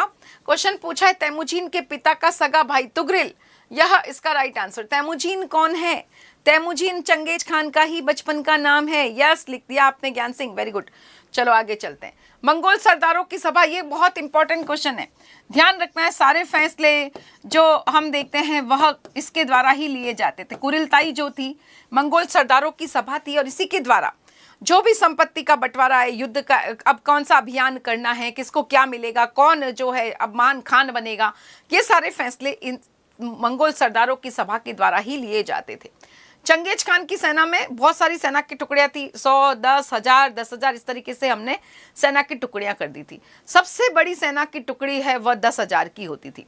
सबसे बड़ी सेना की टुकड़ी जो होती थी वह 10,000 की होती थी, सबसे बड़ी। और यह आपको बताना है सबसे बड़ी सेना की टुकड़ी जो होती थी 10,000 की, उसके लिए शब्द क्या आएगा? कुल, कबीला, नोयान या तुमुन? फटाफट से 5th क्वेश्चन का आंसर जो है वह आपको देना है। यस चंचल, क्या आंसर है? क्वेश्चन नंबर 5 का आंसर दीजिए। ज्ञान सिंह 4th का तो बिल्कुल ठीक है आपका बेटा। क्वेश्चन नंबर 5 का क्या आंसर रहेगा? चंगेज खान की सेना के अंदर 10,000 सैनिकों की जो टुकड़ी होती थी उसके लिए क्या शब्द जो है वह यूज में आता है, यह आपको बताना है फटाफट से।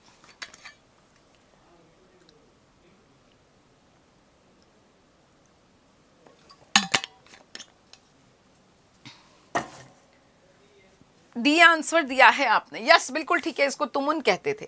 नेक्स्ट क्वेश्चन, चंगेज खान कौन था? अब यह आपको बताना है। देखो चंगेज खान कौन था, तो यह एक महान शासक है, महान शासक। और यह ध्यान रखना, इसका बचपन का नाम क्या था? तैमुजीन। और इसका जन्म 1162 में हुआ था ओनोन नदी के निकट, ओनोन नदी के निकट, मंगोलिया जो आधुनिक मंगोलिया है ना, वहीं पर इसका जन्म हुआ था। और यही आगे चल करके जो अपने ये मंगोल कबायली लोग थे उनका एक महान अधिनायक के रूप में आगे अस्तित्व में आता है। तो यह पूछा गया था चंगेज खान कौन था? 1162 में जन्म हुआ। तैमुजीन जो है इसका बचपन का नाम था। चंगेज खान ने सिंधु नदी से मंगोलिया असम मार्ग होकर के वापस लौटना चाहता था, लेकिन उसने अपने विचार बदल दिए। क्यों विचार बदल दिए?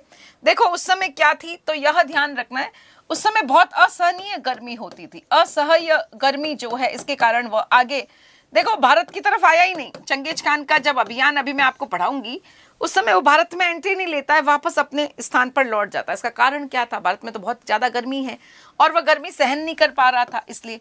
दूसरा, प्राकृतिक आवास नहीं थे, प्राकृतिक आवास की कमी, प्राकृतिक आवास जो है आवास की कमी थी यहाँ पर। और तीसरा यह ध्यान रखना है, उसके समन निमित्तज्ञ, ये समन निमित्तज्ञ क्या होते हैं भाई? समन निमित्तज्ञ द्वारा अशुभ संकेत, निमित्तज्ञ जो है उसके द्वारा अशुभ संकेत जो है वह दे दिए गए, अशुभ संकेत जो है वह दिए गए। अब यह क्या है, देखोगे इसको समझोगे। ये इसके साथ चलते थे कुछ लोग जो ये बता, जैसे हम भविष्यवाणी करने वाले लोगों से पूछते ना, बता मेरा हाथ की रेखाएं क्या कह रही है, भविष्य क्या है, उसी प्रकार से यह ध्यान रखना है कि समन निमित्तज्ञ ने अशुभ संकेत दे दिए गए थे। और इसी वजह से जो है हम यह देखते हैं कि यहाँ पर यह आगे कदम नहीं उठाता है। तो यह ध्यान रखना है, यहाँ पर चंगेज खान ने सिंधु नदी से मंगोलिया असम मार्ग से वापस क्यों लौटा? गर्मी बहुत थी, प्राकृतिक आवास में कमी थी और समन निमित्तज्ञ ने मना कर दिया था। अब चलते, मंगोल कौन थे? बहुत इंपॉर्टेंट क्वेश्चन, ये क्वेश्चन पूछा हुआ है। देखो तातार, खितान, मंचू, ये कुछ विविध समुदाय थे, तातार, खितान, मंचू और तुर्की कबीला। पर साथ साथ इसमें ध्यान रखना है कि तुर्की कबीले के जो लोग थे, तुर्की कबीला, यह सभी मिलकर के क्या बनाते हैं? यह सभी मिलकर के एक जो है विविध लोगों का, विविध जन समुदाय से बना है। ये जन समुदाय है बच्चों, ये अलग अलग तरह के, अलग अलग जाति के लोग थे और इनसे मिलकर ही यह मंगोल समुदाय बना। क्वेश्चन आपको यही पूछा गया है कि बताओ मंगोल कौन थे? तो वास्तव में ये बहुत सारे विविध यायावर जाति के लोग थे जिनको मिलकर के यह मंगोल समुदाय बना। इसमें तातार, खितान, मंचू, ये सारे लोग शामिल थे। वह सिर्फ और सिर्फ किससे संबंधित थे? नृजातीय संबंध। ये सब इंसान हैं और ये सब एक ही भाषा बोलते हैं, भाषाई समानता थी, भाषाई समानता की वजह से ये आपस में जुड़े हुए थे। बस यही जो है मंगोल हुआ करते थे। क्लियर है मंगोल कौन है? चलो अब आगे चलते। नेक्स्ट क्वेश्चन है मंगोल कबीलों की विशेषताएं बताओ। कुछ विशेषताएं तो मैंने आपको बताई दी है कि ये अलग अलग जाति के लोग थे, इनकी भाषाएं समान थी और इसी वजह से यह एक साथ जुड़ गए। अब कुछ ऐसे होते थे जो शक्तिशाली होते, कैसे? ज्यादा यायावरीकरण, जमीन जो होती थी उस पर अधिकार कर लिया, ज्यादा पशु है तो राजनीति में इनका दबदबा होता। देखो यहाँ पर खेती बाड़ी पॉसिबल नहीं थी, बहुत ज्यादा ठंडा मौसम, बहुत ज्यादा गर्मी, मीडियम मौसम नहीं रहता था तो खेतीबाड़ी पॉसिबल ही नहीं थी। तो ऐसे समय में जब बहुत ठंड हो गई, अब शिकार नहीं कर सकते तो फिर क्या करोगे? तो ये लोग लड़ते थे, एक दूसरे का खाना छीनते थे। जैसे आप जानवरों को देखते हो, हम कुत्ते को रोटी डालते दूसरा उसको छीनता है, गाय को रोटी डालते जिसके बड़े सींग है वो दूसरे को मारती है। भूख ऐसी चीज है अभी आपको पता नहीं चलता, क्योंकि खाने पीने की भगवान करे सबके घर में आराम ही रहे, लेकिन जब भूख लगती है, खाना नहीं हो तो लड़ेंगे। तो ये भी ऐसे लड़ते थे बच्चों इस तरीके से, और इस प्रकार से यह संगठन भी बनाते थे, संघ का निर्माण भी करते थे। क्यों? क्योंकि जब कमी आती थी तो एक दूसरे की आवश्यकता लड़ने के लिए, बचने के लिए, तो संघ का भी निर्माण करते थे। यही ऐसा छोटा सा कबीले की तरह होते थे। तो इन कबीलों की विशेषता क्या है?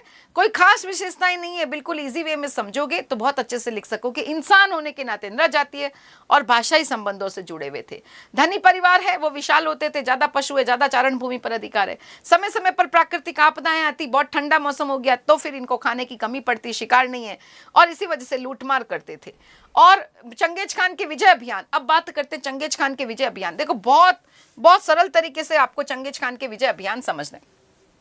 सबसे पहले तो चंगेज खान बहुत छोटा सा था जब इसके पिता की मृत्यु हो गई, इसकी पत्नी का अपहरण हो गया, बड़ी कठिनाइयों का समय जो है उसका चला। इसके बाद इसने जो है एक सबसे पहले मित्रों के साथ कुछ दोस्त बनाए और उनके साथ जुड़ करके अपनी शक्ति स्थापित करी। इसके पिता का जो हत्यारा था उससे भी दोस्ती करी ताकि सेना उसकी, क्योंकि वह शासक था, उसके पास सेना थी तो उसकी सेना ली। और उसके बाद अपने जो कॉम्पिटिटर है, अपना भाई है, उसको जमुका को सबको पराजित करा और फिर खुद अपने पिता का जो हत्यारा था, जो शासक जिसकी हेल्प ली, उसको भी, तुगरिल को भी पराजित कर दिया। और इस प्रकार से आसपास में सभी जनों को पराजित करने के बाद 1206 में चंगेज खान जो है कुरिलताई के द्वारा महानायक जो है वह बन गया, महानायक बन गया। महान खानों में खान, महान खान की इसको उपाधि दे दी गई। 1206 में चंगेज खान को महान खान की उपाधि दे दी गई। अब चलते हैं इसके विजय अभियान। देखो बहुत ही इजी वे में आपको याद करने, कोई भी दिक्कत नहीं होगी, बस 3 की टेबल आपको बोलनी है, याद रहेगा। देखो 1206 के बाद क्या आता है? 1209, 9 के बाद आता है 12 पर 12, 12 नहीं करेंगे, 1213, फिर 1215, फिर 1218 से 21 और फिर 27 में इसकी मृत्यु हो जाती है। सबसे पहले चंगेज खान जो है चाइना की विजय का अभियान बनाता है। देखो चाइना जो है 3 भागों में विभाजित, 4 हम इस प्रकार से करेंगे अभी। तो किस प्रकार से 3 भाग हैं? तो यहाँ पर ये उत्तर पश्चिम वाला क्षेत्र है, वहां पर तिब्बत पड़ता है, तो तिब्बती मूल के यहाँ पर सीसिया लोग जो है वह रहते, तिब्बती मूल के सीसिया लोग जो है यहाँ पर होते। यहाँ पर जर्चेन लोग हैं, यहाँ पर कौन से लोग हैं? जर्चेन लोग हैं। पैकिंग से शासन चलता है। और दक्षिण में पड़ता है शुंग राजवंश। दक्षिण में क्या पड़ता है? शुंग राजवंश। तो सबसे पहले अगर हम बात करें तो 1209 में तिब्बती मूल के सीसिया लोगों को पराजित कर दिया। उसके बाद चलते हैं चीन की दीवार। 1213 में चीन की दीवार का अतिक्रमण कर दिया और उसके बाद 1215 में इसने पैकिंग की लूट कर दी। 1215 में पैकिंग को लूटा।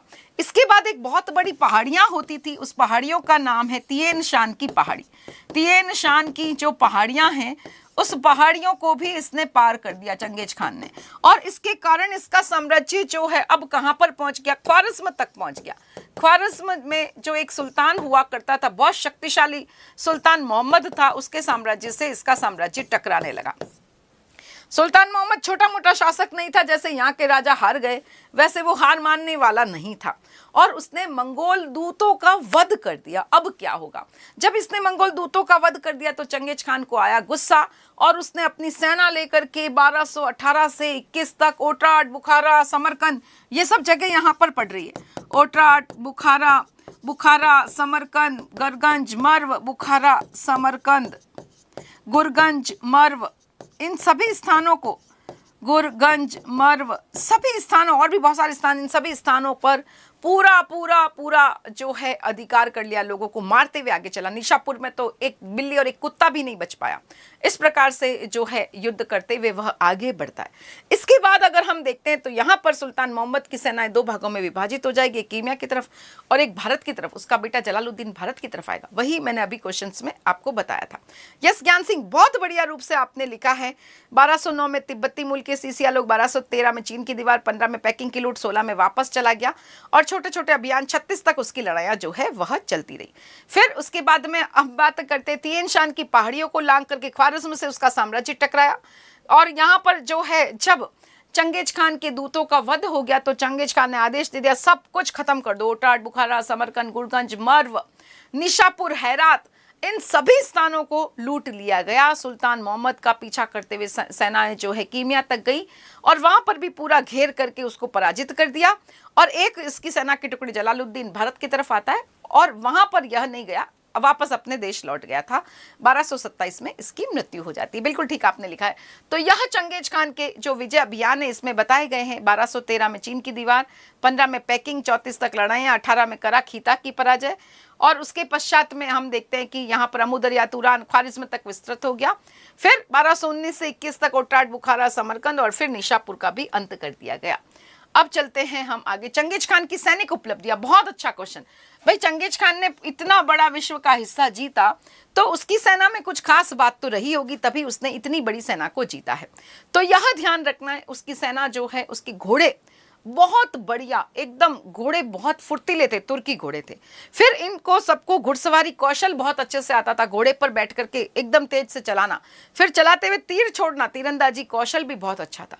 छोटे छोटे चल उपस्करों का भी इन्होंने, इंजीनियरों ने आविष्कार कर दिया था। नेफ्ता बमबारी, बम फेंकना भी सीख लिया था। आप लोग क्या कहते हो, अरे मैडम ठंड है कैसे पढ़ाई करें, नींद बहुत आती है कैसे पढ़ें, लेकिन बच्चों इन्होंने बर्फ से जमी हुई सड़कों का राजमार्गों की तरह प्रयोग कर लिया। सड़कें जम गई बर्फ से, लोग अंदर बैठे हुए, ये उस पर सड़कों पर जो है घोड़े दौड़ाएंगे और इस प्रकार से अपनी जो है युद्ध कौशल को बहुत ज्यादा बढ़ा लिया था। इन्होंने घेराबंदी जो है उसको भी सीख लिया था। पहले वाले जो कबीले के लोग थे वो घेराबंदी करने में इतने सक्सेसफुल नहीं थे, लेकिन उन्होंने उस टेक्निक को भी सीख लिया। इस प्रकार से उन्होंने एक एक चीज पर जीत हासिल करते हुए इतने बड़े क्षेत्र पर अधिकार किया। तो छोटी छोटी अपनी कमियों को पहचानो, उन कमियों पर विजय प्राप्त करो और इस प्रकार से आगे बढ़ते चले जाओ। तो यह चंगेज खान ने घुड़सवारी कौशल था, अद्भुत तीरंदाजी थी, फुर्तीले घुड़सवार थे उसके। इसके अलावा मौसम की जानकारियां जुटा ली और घेराबंदी यंत्रों का आविष्कार कर दिया और हल्के चाल उपस्करों का भी आविष्कार कर दिया। अब एक क्वेश्चन आता है यास क्या है, एक क्वेश्चन आता है याम क्या है। देखोगे दो अलग अलग तरह के क्वेश्चन यहाँ पर बहुत इंपॉर्टेंट बनते हैं। एक यास क्या है और एक याम क्या है। यास क्या है, स आए तो चंगेज खान की विधि संहिता है। चंगेज खान की विधि संहिता यानी नियम, कायदा, कानून, जिसे चंगेज खान ने जो है 1206 में कुरिल ताई पे लागू किया था। चंगेज खान ने कुरिल ताई पर जो है वह लागू किया था।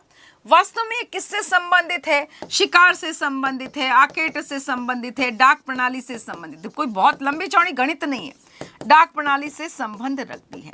यह ध्यान रखना है कि यास क्या थी, चंगेज खान की नियमों का संग्रह है। अब देखो मंगोलों ने बहुत बड़े क्षेत्र पर अधिकार कर लिया। अब इन सभी क्षेत्रों के अपने अपने जो है कोई न कोई हेड है, अपनी संस्कृतियां हैं, रीति रिवाज है, कायदे कानून है, त्योहार है। इन लोगों के पास तो कुछ भी नहीं है, ये तो कबीले वाले लोग हैं। तो अपनी पहचान कैसे बताएंगे। जैसे मैं आपको पढ़ा रही हूँ तो आपको ब्लैक ड्रेस से पता चलता है उत्कर्ष की मैडम है, ये लोगो है, इससे आपको पता चलता है उत्कर्ष की टीचर पढ़ा रही है ना। तो इसी प्रकार से यहाँ पर यह ध्यान रखना है कि यास क्यों जरूरी हुआ। जब मंगोलों ने एक विशाल साम्राज्य पर अधिकार कर लिया, जो स्थायी समाज थे, जिनकी अपनी संस्कृतियां थी, रीति रिवाज थे, मूसा सुलेमान जैसे उनके कोई न कोई हेड हुआ करते थे, इनके पास तो कुछ भी नहीं। तो अपनी पहचान चाहिए ना उनको। अपनी पहचान को बनाने के लिए उन्होंने जो है यास को लागू किया। उन्होंने कहा कि भाई हमारा भी एक देवता है, चंगेज खान है, हमारे भी पूर्वज हैं, और उन्होंने जो विधि संहिता बनाई वह यह है, यास है, जो शिकार से संबंधित थी, आकेट से संबंधित थी और डाक प्रणाली से संबंधित थी। प्रशासनिक विनिमय इसमें जो है बताए गए। बात समझ में आ गई। जबकि याम की बात करें ना तो यह संचार व्यवस्था है, हरकारा पद्धति है। यह क्या है, हरकारा पद्धति। ये बहुत जरूरी है। क्यों जरूरी थी भाई, ये इतनी दूर दूर तक अटैक करते थे। अब वहां पर ये लोग यहाँ बैठे हैं और वहां क्या हो रहा है इसके बारे में पता कैसे चलेगा। तो इसके लिए इन्होंने क्या करी थी, बहुत शानदार हरकारा पद्धति। हम देखते हैं अपेक्षित दूरी पर क्या कर दी, चौकियां स्थापित कर दी, और वह बहुत एकदम सही जानकारियां लेकर आती थी। ऐसे नहीं उल्टी पुल्टी जानकारी, अफवाहें जिसको हम कहते हैं, वैसा नहीं था। एकदम सटीक जानकारियां इस हरकारा पद्धति से मिलती थी। अपेक्षित दूरी पर घोड़े फुर्तीले और एकदम बढ़िया जो है संदेश वाहक होते थे, जो बहुत अच्छे से संदेश लेकर आते थे। प्रॉपर जानकारियां होती थी जिसकी सहायता से क्या होता था, युद्ध की रणनीति बनती थी, और इसके लिए टैक्स जो है पे करना होता था। तो ये यास है और याम है, यह ध्यान रखना। यास क्या है, डेविड आइलॉन ने शोध किया है, कुरिलताई में जो लागू की गई थी। वास्तव में यास का संबंध आखेट से सैनिक से डाक प्रणाली से है, और यह चंगेज खान की विधि संहिता हुआ करती थी। क्यों आवश्यकता पड़ी? अपनी पहचान के लिए, अपनी विशिष्टता के लिए इन्होंने जो है इसको बनाया। इतने बड़े क्षेत्र पर अधिकार कर लिया है, और खुद तो बहुत थोड़े से हैं, खुद की कोई पहचान नहीं, कोई विशिष्टता नहीं है, तो यह पहचान और विशिष्टता का एकमात्र उपाय था मंगोलों का, जिससे उसको लागू करते। इनकी परंपराओं का संकलन था। मूसा सुलेमान की भांति यह भी कहते हैं कि हमारी भी कुछ परंपराएं हैं। इस तरीके से संगठन के लिए भी आवश्यक है। जैसे कुछ लोग जुड़ेंगे, जैसे हिंदू धर्म, तो धर्म के नाम पर लोग जुड़ जाएंगे, इस्लामिक तो इस्लाम धर्म के नाम से लोग जुड़ेंगे। तो मंगोल तो सब कबीले लोग थे, ये तो अलग अलग बिखरे हुए लोग थे, विभिन्न जन समुदाय के लोग थे। तो कुछ तो हो जो इनको एक कर सके, तो वह क्या था, वह यास था, जिससे ये लोग एकजुट हो पाते थे। बात समझ में आ गई क्या?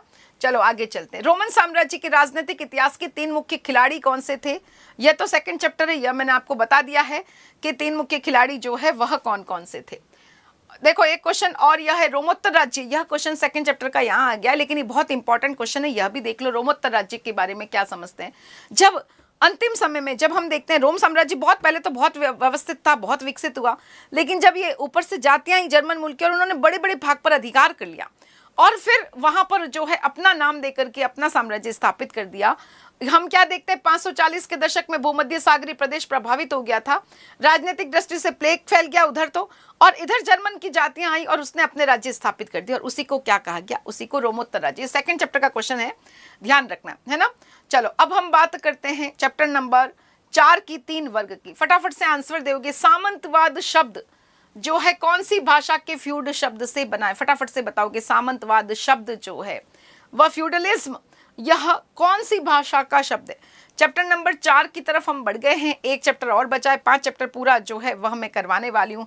फटाफट से बताओगे, क्वेश्चन का आंसर दोगे। सामंतवाद शब्द जो है वह शब्द कौन सी भाषा के शब्द से बना है? इटावली, फ्रेंच, जर्मनी या यूनानी? कौन सी भाषा? ज्ञान सिंह ने आंसर दे दिया है, यस हुसैन, यस सभी बच्चों ने आंसर दे दिया है, सी जर्मन भाषा का शब्द फ्यूड से बना। नेक्स्ट क्वेश्चन, सामंतवाद का उदय सबसे पहले कहां पर हुआ? अब यह बताना है।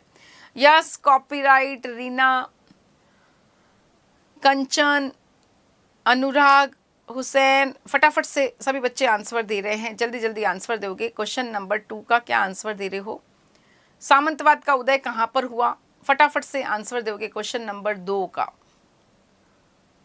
अनुराग श्रीलंका, ज्ञान सिंह यस, सेकंड का क्वेश्चन का ए आंसर जो है आपने दिया, बिल्कुल ठीक है। सेकंड क्वेश्चन का क्या आंसर है? फ्रांस, सामंतवाद जो है उसका उदय सबसे पहले फ्रांस में हो। नेक्स्ट, पोप ने शॉर्लमैन, यह बताओ पोप द्वारा शॉर्लमैन को कौन सी उपाधि से नवाजा गया? फटाफट से आंसर दोगे नेक्स्ट क्वेश्चन का।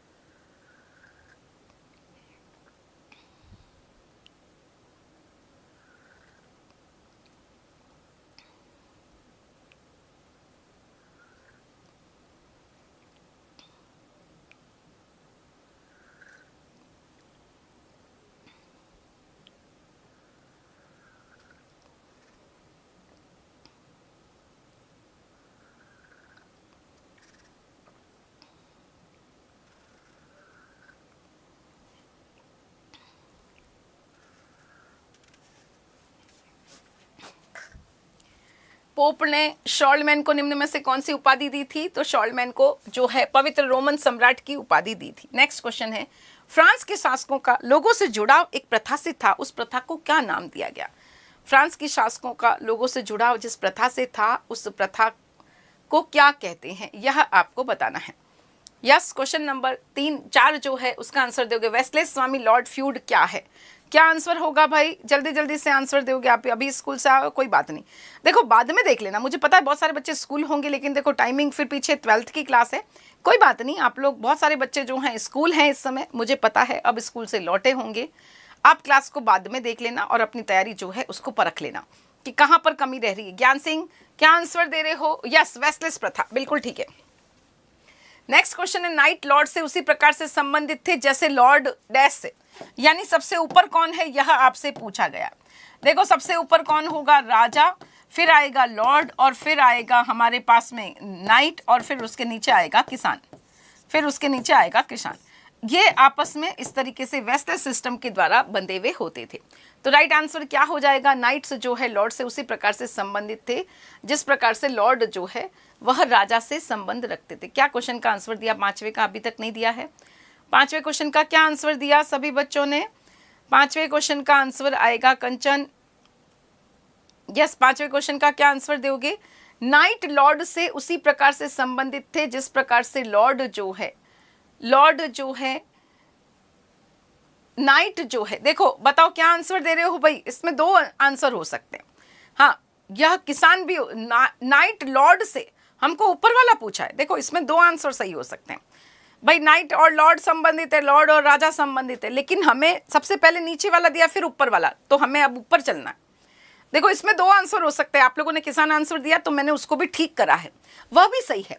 देखो यहाँ ये इससे संबंधित है, ये इससे, तो ये इससे भी हो सकता है और इससे भी हो सकता है, दोनों ही सही है ना। तो यहाँ पर नाइट के बारे में पूछा है। नाइट जो है लॉर्ड से उसी प्रकार से संबंधित थे जिस प्रकार से लॉर्ड का संबंध किसान से भी था। लेकिन बेटा यहाँ पर पहले छोटा और फिर बड़ा दिया, तो हम छोटा और बड़ा की तरफ चलेंगे, तो यहाँ पर राजा इसलिए सही रहेगा। बताओ बात से एग्री करते हो कि नहीं, यस और नो, यह बताओ। सामंतवाद क्या है? बहुत अच्छा क्वेश्चन, बहुत important question, very very very important question. देखो सामंतवाद क्या था, हम ये देखते हैं कि यूरोप के अंदर, यूरोप में चलते हैं, और यूरोप में कब चलते हैं? मध्यकाल की तरफ चलते हैं। मध्यकाल का मतलब क्या है? 5वीं से 15वीं शताब्दी। मध्यकाल का मतलब है 5वीं से 15वीं शताब्दी का जो समय था, 15वीं शताब्दी, इस समय एक अलग ही सब कुछ चल रहा था। यहाँ पर क्या था? जो यूरोप का सामाजिक जीवन है, जो राजनीतिक जीवन है, सामाजिक राजनीतिक जीवन है, जो आर्थिक जीवन है, जो विधिक जीवन है, इन सभी पर किसका अधिकार था? यह सब बिल्कुल अलग तरीके से चल रहा था। तो यह ध्यान रखना है, यह जो जीवन जिस तरीके से चल रहा था, अगर हम इसको जानना चाहते हैं तो वह सामंतवाद से ही जान सकते, सामंतवाद से ही जान सकते। देखो यूरोप के अंदर हम क्या देखते हैं कि मध्यकाल में राजा नहीं रहा, छोटे छोटे राजा हो गए। जर्मनी की जातियां आई, उन्होंने अधिकार कर लिया और छोटे छोटे राजा हो गए, और उन्होंने जिस जमीन पर अधिकार किया उस जमीन के वो राजा बन बैठे, और वहां के जो लोग हैं उनके मालिक बन बैठे। अब उनका सामाजिक जीवन, आर्थिक जीवन, विधिक जीवन, न्यायिक जीवन, सब कुछ उनके हाथ में आ गया। जो राजा नए बन बैठे, और वह नए राजा ही लॉर्ड है, वही सामंत है। नए जो राजा हैं, मैडम क्लास का टाइम यही है। हाँ देखो, मैंने जो क्लास ली है 11th की, उसका टाइम तो जो है 3 बजे शुरू हो गया था, 4:30 तक लगभग मैं क्लास खत्म करूंगी। उसके बाद मैं 11th की क्लास जो है वह लेने वाली हूँ, है ना। हाँ, मैं जोधपुर से आपको पढ़ा रही हूँ। तो यूरोप के अंदर ऐसे याद रखो, सारा आवी सामाजिक, आर्थिक, राजनीतिक और विधिक संबंधों का जो वर्णन है उसको करने के लिए हम सामंतवाद शब्द का प्रयोग करते हैं। फ्यूडलिज्म फ्यूड शब्द से बना है। फ्यूड का अर्थ क्या है? फ्यूड का अर्थ है जमीन का टुकड़ा। फ्यूड का अर्थ क्या होता है? जमीन का टुकड़ा। और यह एक ऐसा समाज जो है वह बताता है जो सबसे पहले फ्रांस में विकसित हुआ, उसके बाद में हम देखते हैं इटली में, इंग्लैंड में, पूरे यूरोप में विकसित हुआ। फ्यूडलिज्म क्या है? देखो हम इसको समझोगे अच्छी तरह से तो पूरा चैप्टर आपको बहुत बढ़िया समझ में आ जाएगा। पहले क्या हुआ करते थे? पहले राजा हुआ करता था, वह शक्तिशाली था, है ना। लेकिन मध्यकाल में क्या हो गया? ये प्राचीन काल में राजा था, रोमन एम्पायर कितना शक्तिशाली था, लेकिन जब मध्यकाल आया बच्चों, उस समय क्या हो गया? राजा बहुत कमजोर हो गया। राजा बहुत कमजोर हो गया, विदेशी जातियों ने अधिकार कर लिया। विदेशी जातियां आई, है ना, विदेशी जातियां आई और उन्होंने जर्मन मूल की जातियां आई और उन्होंने क्या कर दिया, उन्होंने अपना अधिकार स्थापित कर दिया। जिस जमीन पर, जैसे मान लो ये जमीन है, इस पर एक व्यक्ति ने अधिकार, ए व्यक्ति इसने अधिकार कर दिया। अब यहाँ पर बहुत सारे लोग रह रहे हैं, इन सभी लोगों का यह ए व्यक्ति क्या बन गया, मालिक बन गया। और इस व्यक्ति का इस व्यक्ति के सामाजिक जीवन, राजनीतिक जीवन, आर्थिक जीवन सभी पर अधिकार कर दिया। इसने कहा मैं इस भूमि का मालिक हूं, तो वास्तव में भूमि से संबंधित है, इसीलिए इसको कहते हैं फ्यूडलिज्म। फ्यूडलिज्म इसका मतलब क्या है, सामंतवाद। फ्यूड मतलब है जमीन, जमीन का टुकड़ा, जमीन के टुकड़े पर अधिकार से ये सब कुछ सिस्टम चल रहा है, इसीलिए इस सिस्टम को फ्यूडलिज्म कह रहे हैं। बात समझ में आ रही है क्या, सामंतवाद क्या है, फ्यूडलिज्म क्या है। फ्यूड यानी जमीन का टुकड़ा। अब जमीन के टुकड़े से सब कुछ कहानी कैसे हुई, अब इसको समझो। जब बाहर से जो जातियां आई, उन्होंने अधिकार करके मालिक बन गए। अब इस जमीन पर, ये जो जमीन है, इस पर जो भी उत्पादन हो रहा है, इस पर किसका अधिकार होगा, मालिक का होगा या यहाँ पर रहने वाले लोगों का, दोनों का होगा। लेकिन मालिक क्या कह रहा है, ए व्यक्ति जो यहाँ पर आया वह कह रहा है कि क्योंकि मैं मालिक हूं, इसलिए तुम्हारे खेत में भी काम करो और मेरे खेत में भी आकर के काम करो, और जो खेत में आकर के तुम श्रम दोगे, श्रम उस श्रम की बजाय उससे जो उत्पादन होगा वह मेरे पास आ जाएगा, क्योंकि तुम मेरी जमीन पर रह रहे हो, ये जमीन का मालिक मैं हूं, तो वह लेबर रेंट के रूप में श्रम अधिशेष जो है मेरे पास आ जाएगा। तो इस प्रकार से हम क्या देखते हैं, यह मालिक नहीं बन गया, बल्कि यह तो राजा बन गया, ये पूरी जमीन का मालिक बन गया, और यहाँ पर रहने वाले जितने भी किसान हैं उनके जीवन पर अधिकार कर लिया। और इतना ही नहीं बच्चों, इसके पास में सेना रखने का भी अधिकार था, इसके पास न्यायालय लगाने का भी अधिकार था, कोई भी झगड़ा होगा तो निपटारा यह करेगा, यह मुद्रा को ढाल सकता है, मुद्रा ढालना यह भी इसके अंडर में आ गया। यानी इसने बहुत ज्यादा जो अधिकार है वह प्राप्त कर लिए। राजा कमजोर है, राजा कुछ नहीं कह रहा, राजा ने जमीन इसको दे दी, यह महीने के महीने जो है राजा को खर्चा पानी दे रहा है, एक निश्चित रकम दे रहा है, और बाकी पूरा सब कुछ यहाँ का जो टैक्स आ रहा है वह खुद रख रहा है। इस प्रकार से यह एक नया सिस्टम इतिहास में देखने को मिलता है, यही सामंतवाद है। बताओ बात समझ पा रहे हो क्या, फ्यूडलिज्म क्या है, क्या इसको समझ पाए हो क्या, सामंतवाद क्या है, क्या इसको समझ पाए हो क्या। मध्यकाल में एक नई व्यवस्था देखने को मिलती है, जिसमें भूमि के टुकड़ों पर बाहर से आए हुए लोगों ने अधिकार कर दिया और उस भूमि के वो मालिक बन गए। वहां पर वो सेना रखते थे, न्यायालय बनाते थे, मुद्रा डालते थे, और सारे लोगों के जीवन को पूरा अपने कब्जे में कर लिया। इसी को फ्यूडलिज्म कहते हैं, इसी को सामंतवाद कहते हैं। और इस प्रकार से यह जो उत्पादन होगा वह मालिक और जो किसान है उसके संबंधों पर निर्भर करता है, उसी को आर्थिक सामंतवाद कहते हैं। क्वेश्चन आता है आर्थिक सामंतवाद से क्या समझते हो, तो आप क्या लिखोगे, आपको लिखना है कि जो मालिक और जो किसान है उसके उन दोनों के मिलान से ही, उन दोनों के साथ से ही उत्पादन होगा, और इसी को हम क्या कहते हैं, इसी को आर्थिक सामंतवाद। आर्थिक सामंतवाद का मतलब उत्पादन, कितना उत्पादन हुआ उस भूमि पर, जो दोनों के संबंधों पर निर्भर करता था। ये क्या कहता था, भाई किसान है तू, तुझे मैं क्या दे रहा हूं, सैनिक सुरक्षा, है ना, मेरे पास सेना है, कोई तुम पर अटैक नहीं कर सकता, तुम यहाँ आराम से रहो, मैं तुम्हें सैनिक सुरक्षा प्रदान कर रहा हूं। और किसान जो है मालिक को इसके बदले में क्या देता था, श्रम सेवा। वह कहता कि भाई मैं तेरे खेत में काम कर जाऊं, तो यह श्रम सेवा। इस प्रकार से दोनों के बीच में जो सिस्टम होता था वह वेस्टलिस सिस्टम से जो है डिसाइड होता था। यह फ्रांस से आया था, ठीक है। तो यह सब कुछ हम आर्थिक सामंतवाद में पढ़ते हैं। आर्थिक सामंतवाद क्या है, सामंत और किसानों के बीच में संबंध है। किसान अपने खेत में भी काम करेगा, लॉर्ड के खेत में भी काम करेगा, लॉर्ड किसान को क्या प्रदान करेगा, सुरक्षा, और किसान लॉर्ड को क्या प्रदान करेगा, सेवा। बस यही यहाँ पर चलता है। वेस्टलिस सिस्टम क्या है, अब यह समझो। अब वेस्टलिस सिस्टम क्या है, जैसे राजा है और नीचे क्या आ गया, लॉर्ड, और उसी प्रकार से लॉर्ड है और नीचे कौन आ गया, किसान, है ना। अब ये आपस में कनेक्टेड, किस सिस्टम से, तो वेस्टलिस सिस्टम से कनेक्टेड। वेस्टलिस सिस्टम क्या कहता है, वेस्टलिस सिस्टम कहता है जो मालिक है वह रोटी देने वाला है, मालिक सेन्योर कहलाता है, वह रोटी देने वाला कहलाता है ना। वह हमें सैनिक सुरक्षा प्रदान करता है, सैनिक सुरक्षा प्रदान करता है। तो हम क्या हो गए, हम जो हैं उसके दास हो जाएंगे। हम उसको निष्ठा का वचन देंगे कि हम हमेशा जो है आपके प्रति हमेशा कैसे रहेंगे, 100% देखो आपकी तरफ रहेंगे, दूसरे कोई अटैक करेगा उससे लड़ेंगे, आपके साथ रहेंगे। तो यह निष्ठा का वचन देगा, ये रोटी देने वाला सुरक्षा का वचन देगा। जैसे हमारे यहाँ विवाह होता है, सारे लोग इकट्ठे होते हैं, है ना, बढ़िया बढ़िया स्पेशल डिश बनती है, सब उसका एंजॉय करते हैं, फिर मंगलसूत्र पहनाते हैं, सिंदूर डालते हैं, तो कुछ सिस्टम होता है, तब आपको पता चलता है अच्छा इनकी शादी हुई। तो इसी प्रकार से जो यह सिस्टम था ना, वेस्टलिस सिस्टम, यह भी सबके सामने होता था, सारे लोग इकट्ठे होते थे और यहाँ पर जो है बाइबिल की शपथ ली जाती थी। जैसे हमारे यहाँ पर मैंने कहा मंगलसूत्र वगैरह, तो यहाँ बाइबिल की शपथ ली जाती थी और मिट्टी का डला जो है वह दिया जाता था। मिट्टी का डला या एक छड़ जो है या एक अधिकार पत्र देते थे और यह लीगली वैलिड हो जाता था कि यस इस जमीन का मालिक अब यह ए व्यक्ति बन गया है।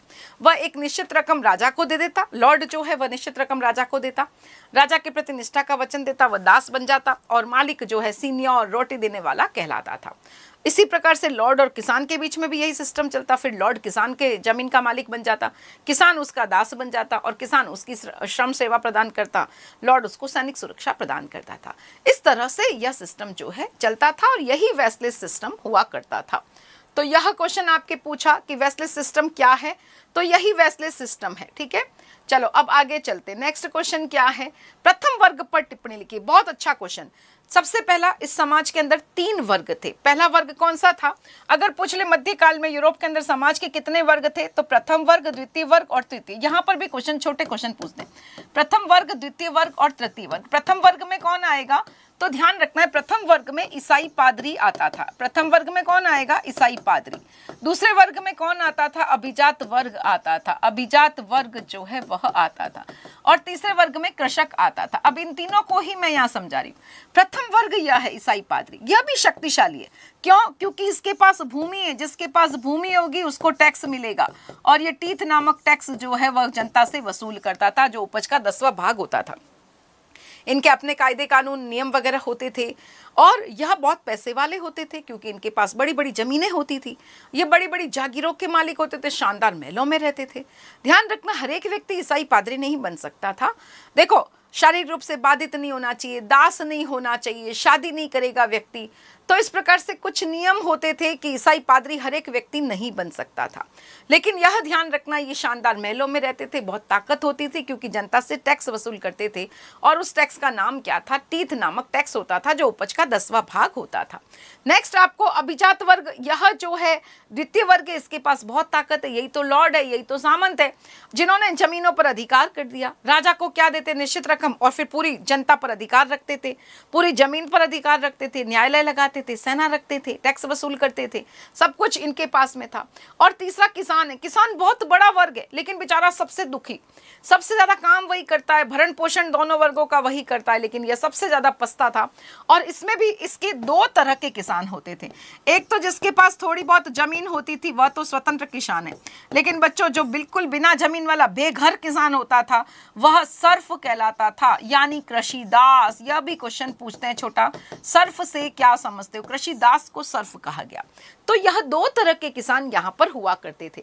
तो प्रथम वर्ग ईसाई पादरी है, यह ध्यान रखना, ये उपदेश देते थे। संडे को सभी लोग इकट्ठे होते थे। वैसे तो पश्चिम में जो चर्च है उसका हेड है, पोप है, लेकिन बाकी सभी गांवों में भी चर्च होते थे, वहां पर भी पादरी उपदेश देते थे। संडे को सभी लोग उपदेश सुनने के लिए इकट्ठे भी होते थे।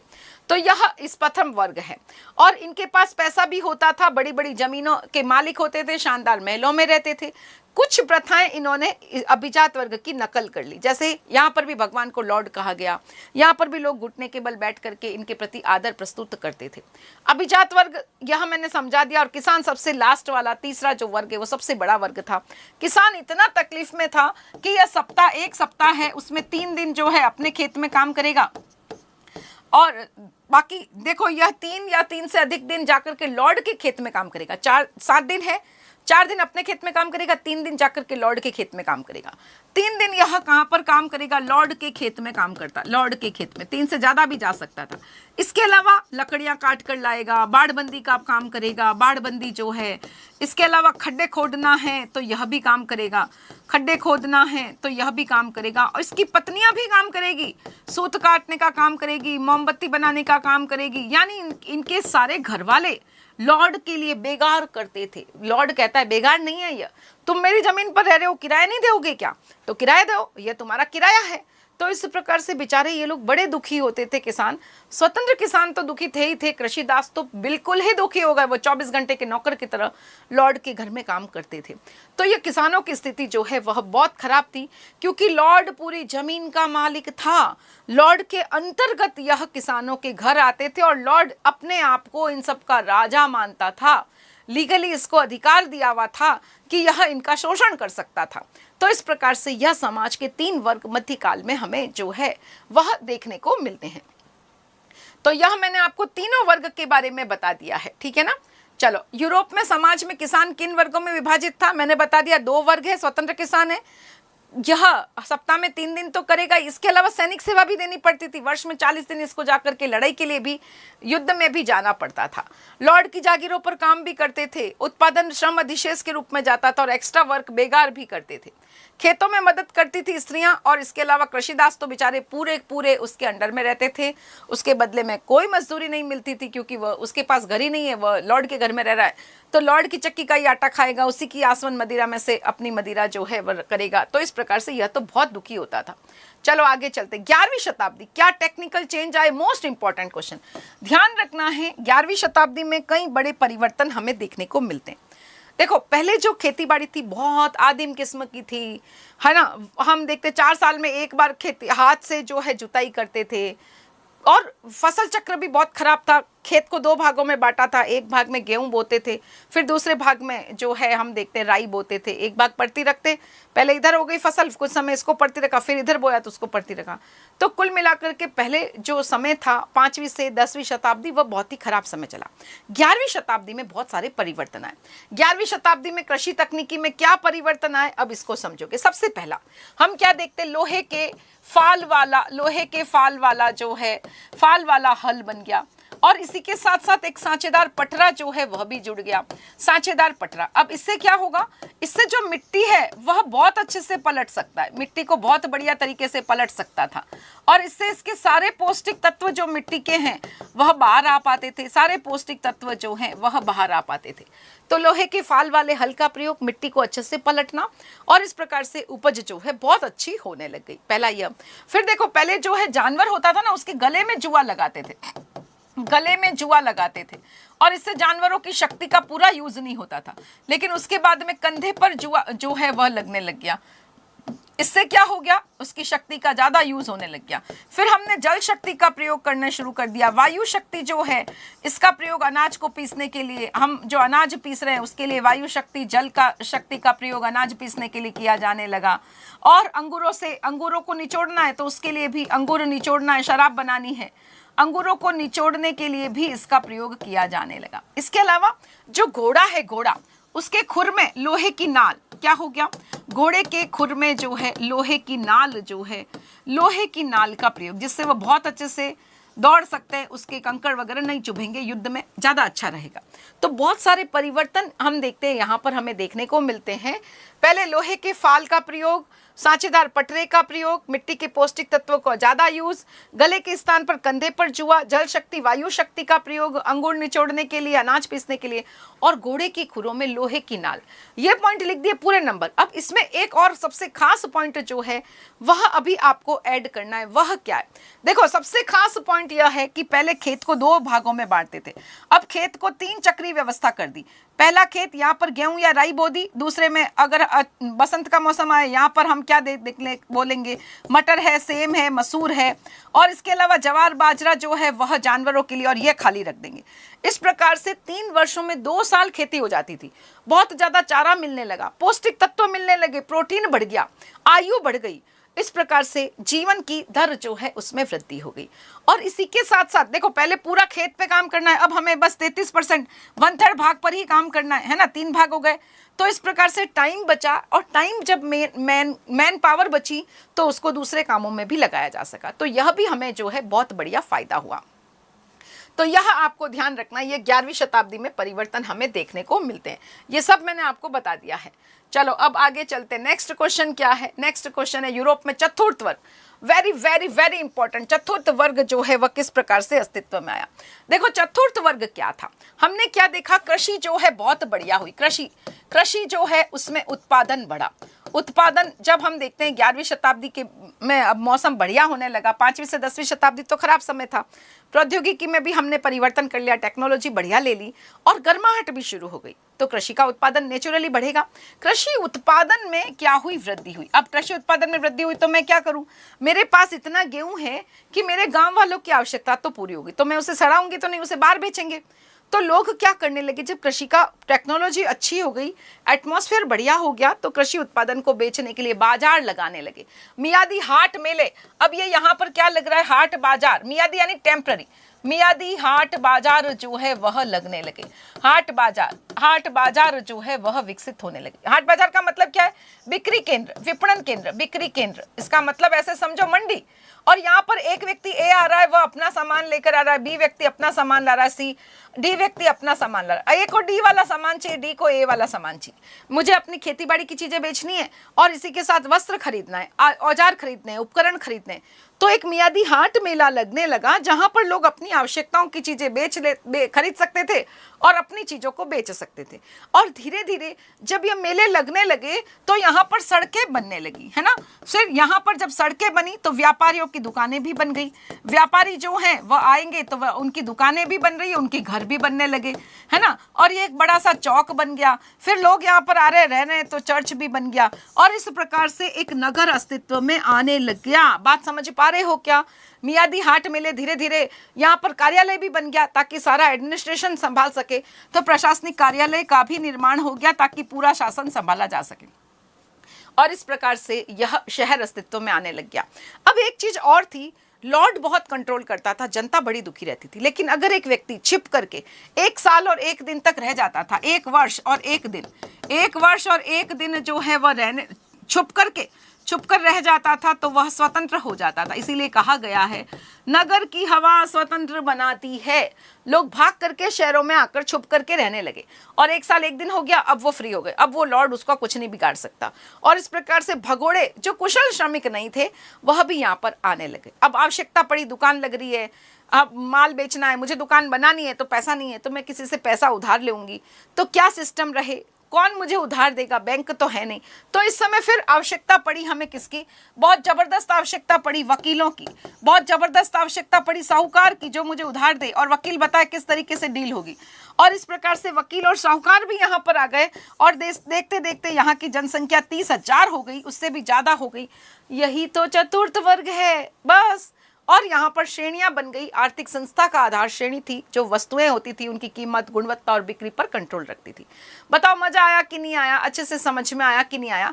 और इस प्रकार से हम क्या देखते हैं, यह चतुर्थ वर्ग जो है वह भी अस्तित्व में। कैथेड्रल क्या है, बहुत ही बढ़िया क्वेश्चन। कैथेड्रल क्या है बच्चों, देखो एक इंपॉर्टेंट क्वेश्चन यहाँ पर आता है। चर्च हमने देखा बन रहे थे, है ना, चर्च बन रहे थे, वो छोटे थे। अब बड़े चर्च जो है वह 12वीं शताब्दी में हम देखते हैं फ्रांस में बनने लगे। लोग बहुत सारा पैसा देते थे, चर्च जो होता था ना उसको लोग पैसा देते थे। आज भी हम जाते हैं मंदिरों में पैसा वगैरह देते हैं।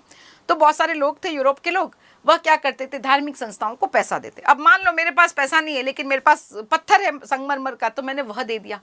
मेरे पास कुछ भी नहीं है लेकिन मैं काम करती हूँ, मजदूर हूँ, कारीगर हूँ, तो मैं अपनी सेवाएं दे दूंगा। तो कुछ व्यक्ति पैसा देते, कुछ व्यक्ति सेवाएं देते, कुछ व्यक्ति वस्तुएं देते थे और इस प्रकार से सब कुछ आने लग गया। और जब सब आया तो चर्च बनने लग गया, बड़ा चर्च। बड़े चर्च को ही कैथेड्रल कहते हैं। अब ये कैथेड्रल का निर्माण हो रहा है, ठीक है, एक दिन में तो होगा नहीं, वर्ष लगेंगे, 1-2 वर्ष यहाँ पर लग रहे हैं। तो कैथेड्रल का अब निर्माण हो रहा है, पत्थरों से बने हुए हैं, उसमें कुछ वर्ष लग रहे हैं। और जब तक कुछ वर्ष लग रहे हैं तो क्या ऐसा होगा क्या मजदूर एक दिन यहाँ काम करेगा फिर अपने घर जाएगा, फिर सुबह वापस आएगा, ऐसा नहीं होगा ना। तो क्या हो गया, यहीं पर लोग बस रहे हैं। यहाँ पर क्या बन रहा है, कैथेड्रल। कैथेड्रल का मतलब बड़ा चर्च, ये बन रहा है। अब इसमें वर्ष लग रहे हैं तो लोग यहीं पर रहने लग गए। आदमी रहेगा तो दुकानें खुलेगी, वहां पर दुकानें खुलने लग गई और सब कुछ जैसा एक शहर में होता है सब कुछ थोड़ा थोड़ा होने लग गया। अब ये कैथेड्रल पूरा बन गया। अब ये कैथेड्रल बन गया तो यहाँ पर लोग बड़े दूर दूर से यात्रा करने के लिए आ रहे हैं। जैसे अयोध्या का मंदिर बना, भीड़ पड़ती है। अभी जोधपुर में नया अक्षरधाम बना है, अरे गजब की भीड़ पड़ती है।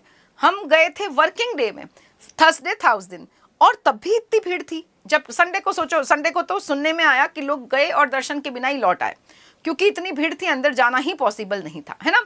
तो यह ध्यान रखना है कि जब ये कैथेड्रल बनकर पूरा हो गया तब तो धार्मिक यात्राओं के रूप में यहाँ पर बहुत बड़ी संख्या में लोग आने लग गए और इस प्रकार से बहुत सारी दुकानें, बाजार सब खुल गया।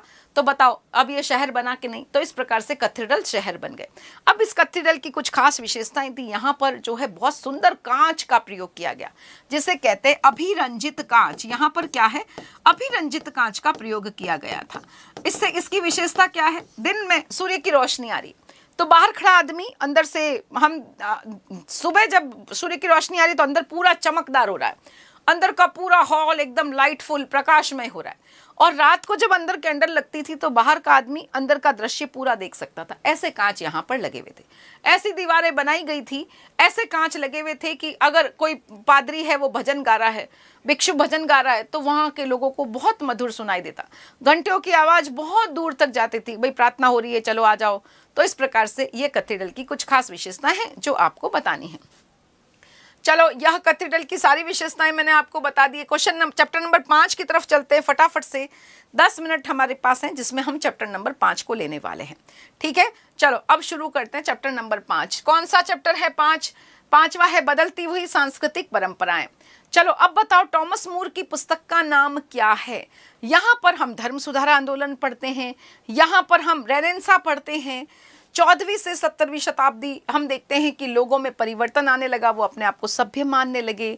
हम देखते हैं कि वहां पर धर्म का बंधन खत्म हुआ। ये मध्यकाल का पीरियड, उसी से आगे का पीरियड नया चैप्टर है। किताब में पन्ने पलटते हैं, वो वास्तव में समय पलट रहा है। अब नया वापस युग आ रहा है जब मनुष्य अब जो है धर्म के बंधनों से मुक्त हो रहा है, अपने लिए सोच रहा है, मानवतावादी संकल्पना जो है वह आ रही है, और यही रेनेसां है, यही पुनर्जागरण है, यह ध्यान रखना है ना। चलो अब बात करते हैं किसके बारे में। टॉमस मूर की पुस्तक कौन सी? फटाफट से क्वेश्चन नंबर 1 का आंसर दोगे। ए आंसर दे रहे हो, यूटोपिया है टॉमस मूर की। ए गलत है, जिसने ए दिया वह गलत है। टॉमस मूर की पुस्तक का नाम यूटोपिया है। किसने दिया ए? ए गलत है, इसका आंसर बी आएगा बेटा। चलो आगे चलते हैं। सोसाइटी ऑफ जीसस नामक संस्था की स्थापना किसने करी? तो इग्नाशियस लोयोला है जो सोसाइटी ऑफ जीसस की स्थापना करता है। अब बताओगे कौन से समय में की गई? कौन बच्चा मुझे बताएगा कि यह कौन से समय में हुई? पृथ्वी सहित सारे ग्रह चारों ओर सूर्य के घूमते हैं, यह घोषणा एक बहुत खतरनाक घोषणा थी। जिसने करी वह छुपके से उसने किताब में लिख दिया, और मरने के समय उस किताब को प्रकाशित करवाया, क्योंकि उसे पता था कि अगर यह घोषणा कर दी तो लोग उसे मार डालेंगे। तो यह कोपर्निकसीय क्रांति जो है वह कहलाती है। आगे चलते, 95 थीसिस की रचना किसने करी है? 95 थीसिस की रचना करने वाला हमारा मार्टिन लूथर है। नेक्स्ट क्वेश्चन है the civilisation of Renaissance in Italy, यह किसने लिखी है? जैकब बर्कहार्ट है, जो ब्रेस्ले विश्वविद्यालय का प्राध्यापक भी रहा, जो रैंके का शिष्य भी रहा। वह कहता है कि इतिहास आप देखते हो, केवल और केवल राज्य, राजनीति और जो है महान व्यक्तियों की जीवनी वह मत देखो। आप देखो कि क्या परिवर्तन, संस्कृति में परिवर्तन हो रहा है, साहित्य में परिवर्तन हो रहा है, कला में परिवर्तन हो रहा है, विज्ञान में परिवर्तन हो रहा है। और इन सब परिवर्तनों को जब देखोगे तो समझ पाओगे कि एक समय ऐसा था जब 14वीं शताब्दी में हम देख रहे लोगों का माइंडसेट बदला, खुद के लिए सोचा, धर्म के बंधनों से मुक्त हुआ, और यही रेनेसां है। 19वीं शताब्दी में इसी को रेनेसां कहा। तो इस पुस्तक का नाम क्या आएगा भाई? Jacob Burckhardt. बिल्कुल ठीक है, चले आगे। The Commonwealth and the government of Venice की रचना किसने करी? बताओगे। The Commonwealth and the government of Venice जो है उसकी रचना किसके द्वारा की गई? बताओ। Raman Gupta, MP madam, half yearly exam में 96 आए हिस्ट्री में। बहुत बढ़िया रमन, बहुत बहुत बहुत बधाई, वेरी नाइस रमन, बहुत बढ़िया। MP बहुत अच्छी बात है, बहुत ही शानदार। 96 नंबर लाना एक बहुत बड़ा अचीवमेंट है, बहुत बढ़िया। कोशिश करो 100 में से 100 नंबर लेकर आओ। क्या लिखा है वैभव? 6th क्वेश्चन का ए आंसर दे रहे हो। कार्डिनल गैस्पारो कॉन्तारिनी, बिल्कुल ठीक है, कार्डिनल गैस्पारो कॉन्तारिनी। क्वेश्चन नंबर 7, नहीं, रेनेसां क्या है? रेनेसां मैंने आपको बताई दिया है, पुनर्जागरण है। 19वीं शताब्दी के इतिहासकारों ने जब देखा कि मनुष्य में बदलाव आ रहा है, उसी को उसने रेनेसां शब्द से परिभाषित किया। लियोनार्डो दा विंची कौन है? बहुत शानदार चित्रकार है लियोनार्डो दा विंची। और लियोनार्डो दा विंची ने ही 2 बहुत महत्वपूर्ण चित्र बनाए, मोनालिसा और लास्ट सपर। नेक्स्ट क्वेश्चन है हमारा, विज्ञान और दर्शन में अरबियों का क्या योगदान था? देखो, यह यूरोप है ना, और यूरोप के अंदर प्राचीन काल में यूनान के अंदर, रोमन के अंदर बहुत बढ़िया सभ्यता थी, रोमन सभ्यता। बहुत ज्ञान, विज्ञान, कला का विकास हुआ। ठीक है, 5वीं शताब्दी ईसा पूर्व की अगर हम बात करें तो बहुत सारी किताबें यहाँ पर लिखी गई। यह अरब है, यहाँ पर इस्लाम धर्म तो बहुत बाद में आया है। लेकिन बच्चों, जब यहाँ पर मध्यकाल का समय आया, ये तो प्राचीन काल है, जब मध्यकाल का समय आया तो यहाँ पर सामंतवाद आ गया, और सामंतों ने क्या कर दिया, बुद्धि को जकड़ दिया, यहाँ पर कोई स्वतंत्रता नहीं रही। और यहाँ का जो ज्ञान था वह कौन ले गए, अरब लोग ले गए, और उन्होंने अरबी अनुवाद कर दिया उन पुस्तकों का, और उन पुस्तकों को बहुत बढ़िया तरीके से संरक्षित किया, उसे संरक्षण प्रदान कर दिया। ठीक है, अब वापस यहाँ पर आधुनिक काल आया, इन लोगों को अपने ज्ञान की बातें वापस, प्राचीन ज्ञान को इन्होंने पढ़ना शुरू करा, लेकिन किताबें यहाँ नहीं थी। किताबें लाए यहाँ से, क्योंकि यहाँ पर नई छपी हुई किताबें थी, और इन किताबों को लेकर आए, उनको पढ़ा, उनको समझा, उनका प्रचार प्रसार किया, और साथ ही साथ उसका अनुवाद भी किया, उसका प्रचार प्रसार भी किया, क्योंकि वह ज्ञान था, लेकिन वह ज्ञान खुद का ही था, खुद का ही ज्ञान था, लेकिन अरब लोग ले गए, उन्होंने उस पांडुलिपियों को संरक्षित किया, अनुवाद किया था, अब वापस उसका ट्रांसलेशन किया और उसका प्रचार प्रसार किया, जो खगोल से, औषधि से बहुत इंपॉर्टेंट पुस्तकें हुआ करती थी। इसीलिए कहा गया है कि यूरोप के विद्वान अपने विद्वानों के नहीं बल्कि अरबियों के ऋणी है। किसके ऋणी है? अरबियों के ऋणी है। यही क्वेश्चन में पूछा गया है, विज्ञान और दर्शन के क्षेत्र में यूरोप में अरबियों का क्या योगदान है, तो यह अरबियों का योगदान रहा। चलो नेक्स्ट क्वेश्चन क्या है, मानवतावादी संस्कृति में मनुष्य की नई संकल्पना क्या थी? देखो, पहले तो मध्यकाल में तो कह दिया पैसा नहीं रखना, पैसा दान करो, और जो है पैसा रखना बहुत बुरी बात है, और हमको बहुत अच्छे से आनंद से भोग विलास से जीवन नहीं जीना है। लेकिन कुछ ऐसे व्यक्ति आए और उन्होंने क्या कहा कि संपत्ति रखना तो बहुत अच्छी बात है, उसकी तरफदारी करी, उसकी प्रशंसा करी। और किसने कहा ईसाई धर्म के अंदर आप भोग विलास से नहीं जी सकते, उसकी बुराई करी। लॉरेंजो वल्ला है, फ्रांसिस्को बर्बारो है, अपनी पुस्तक ऑन प्लेजर में बताता है कि संपत्ति आप रखो, आप आराम से जीवन जियो। ईश्वर ने मनुष्य को स्वतंत्र रूप से जीवन दिया है ताकि वह अपना अच्छा जीवन जी सके। तो इस प्रकार से यही मानवतावादी संस्कृति है। यूरोप में धर्म सुधार आंदोलन, बहुत इंपॉर्टेंट क्वेश्चन, बहुत बहुत बहुत इंपॉर्टेंट क्वेश्चन धर्म सुधार आंदोलन के बारे में यहाँ पर क्वेश्चन तो जरूर आएगा। देखो, मार्टिन लूथर 1517 की बात है, युवा भिक्षु था, लेकिन उसे सारी पोले पता चली, अरे ये धर्म के नाम पर तो पैसा लूट रहे हैं।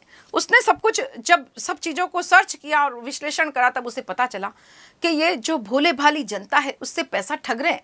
उसने कहा ईश्वर से संपर्क साधने के लिए इसकी आवश्यकता ही नहीं है, आप ईश्वर में विश्वास रखो, यह विश्वास आपको सम्यक कर्म की तरफ ले जाएगा, ईश्वर से मिला देगा। और इस प्रकार से इसने बहुत जबरदस्त आंदोलन छेड़ा, और उसी को हम प्रोटेस्टेंट आंदोलन कहते हैं। उसी को हम क्या कहते हैं? उसी को प्रोटेस्टेंट आंदोलन कहते हैं। अरे Raman Gupta, thank you very much बच्चा, एक ही दिल है कितनी बार जीतेंगे, thank you very much Raman, thank you very much. तो यह ध्यान रखना है, धर्म सुधार आंदोलन क्या था? तो मानव के दृष्टिकोण, बिल्कुल नया दृष्टिकोण आया, और यह समझ में आ गया कि मनुष्य जो है स्वयं एक विवेकपूर्ण करता है, वह अपने डिसीजन खुद ले सकता है। और इस प्रकार से टॉमस मूर यूटोपिया पुस्तक लिखता है, और इसमें सारी चीज़ें एकदम भांडा फोड़ दिया कि चर्च तो एकदम लालची संस्था है, लूट खसोट कर रही है। और इसी समय में एक युवा भिक्षु आता है, मार्टिन लूथर, 1517 में 95 थीसिस लिखता है, और वह कहता है ये सब कुछ गलत है, ये इंडल्जेंसेस बेच बेच कर पैसा कमा रहे हैं, लेकिन वास्तव में ईश्वर से संपर्क साधने के लिए आपको पादरी की आवश्यकता ही नहीं है। इसमें विश्वास रखो, बस वह विश्वास ही आपको सम्यक जीवन की तरफ ले जाएगा, और इसी को प्रोटेस्टेंट सुधारवाद कहा जाता है। एक क्वेश्चन कराती हूँ, कोपरनिकसीय क्रांति क्या थी? देखो, लास्ट क्वेश्चन बता रही हूँ, कोपरनिकसीय क्रांति क्या थी। वैसे आपका समय हो गया है, बस यह ध्यान रखना, जिस प्रकार धर्म में परिवर्तन आया, इसी प्रकार से एक ऐसा व्यक्ति हुआ, इंटेलिजेंट व्यक्ति, जिसने कहा पृथ्वी सहित सभी ग्रह सूर्य के चारों ओर चक्कर लगा रहे, लेकिन उसको पता था ये कह दिया तो लोग उसको मार डालेंगे, क्योंकि लोगों का उस समय, ईसाई धर्म के लोगों का कहना था पृथ्वी तो स्थिर है, पाप बहुत है, पापों की अधिकता से स्थिर है। जब वो मरने वाला था, तब उसने अपने स्टूडेंट को बुलाया, और उसने जोसेफ रिटिकस को एक पुस्तक लिख करके दी, है ना, और उसमें उसने सारी बातें लिख करके दी थी। लेकिन आपको बता दूं, 50 साल से ज्यादा लग गए उस पुस्तक द रिवॉल्यूशनरी बश को भी प्रकाशित करने के बाद भी लोग उस चीज को नहीं समझ पाए थे।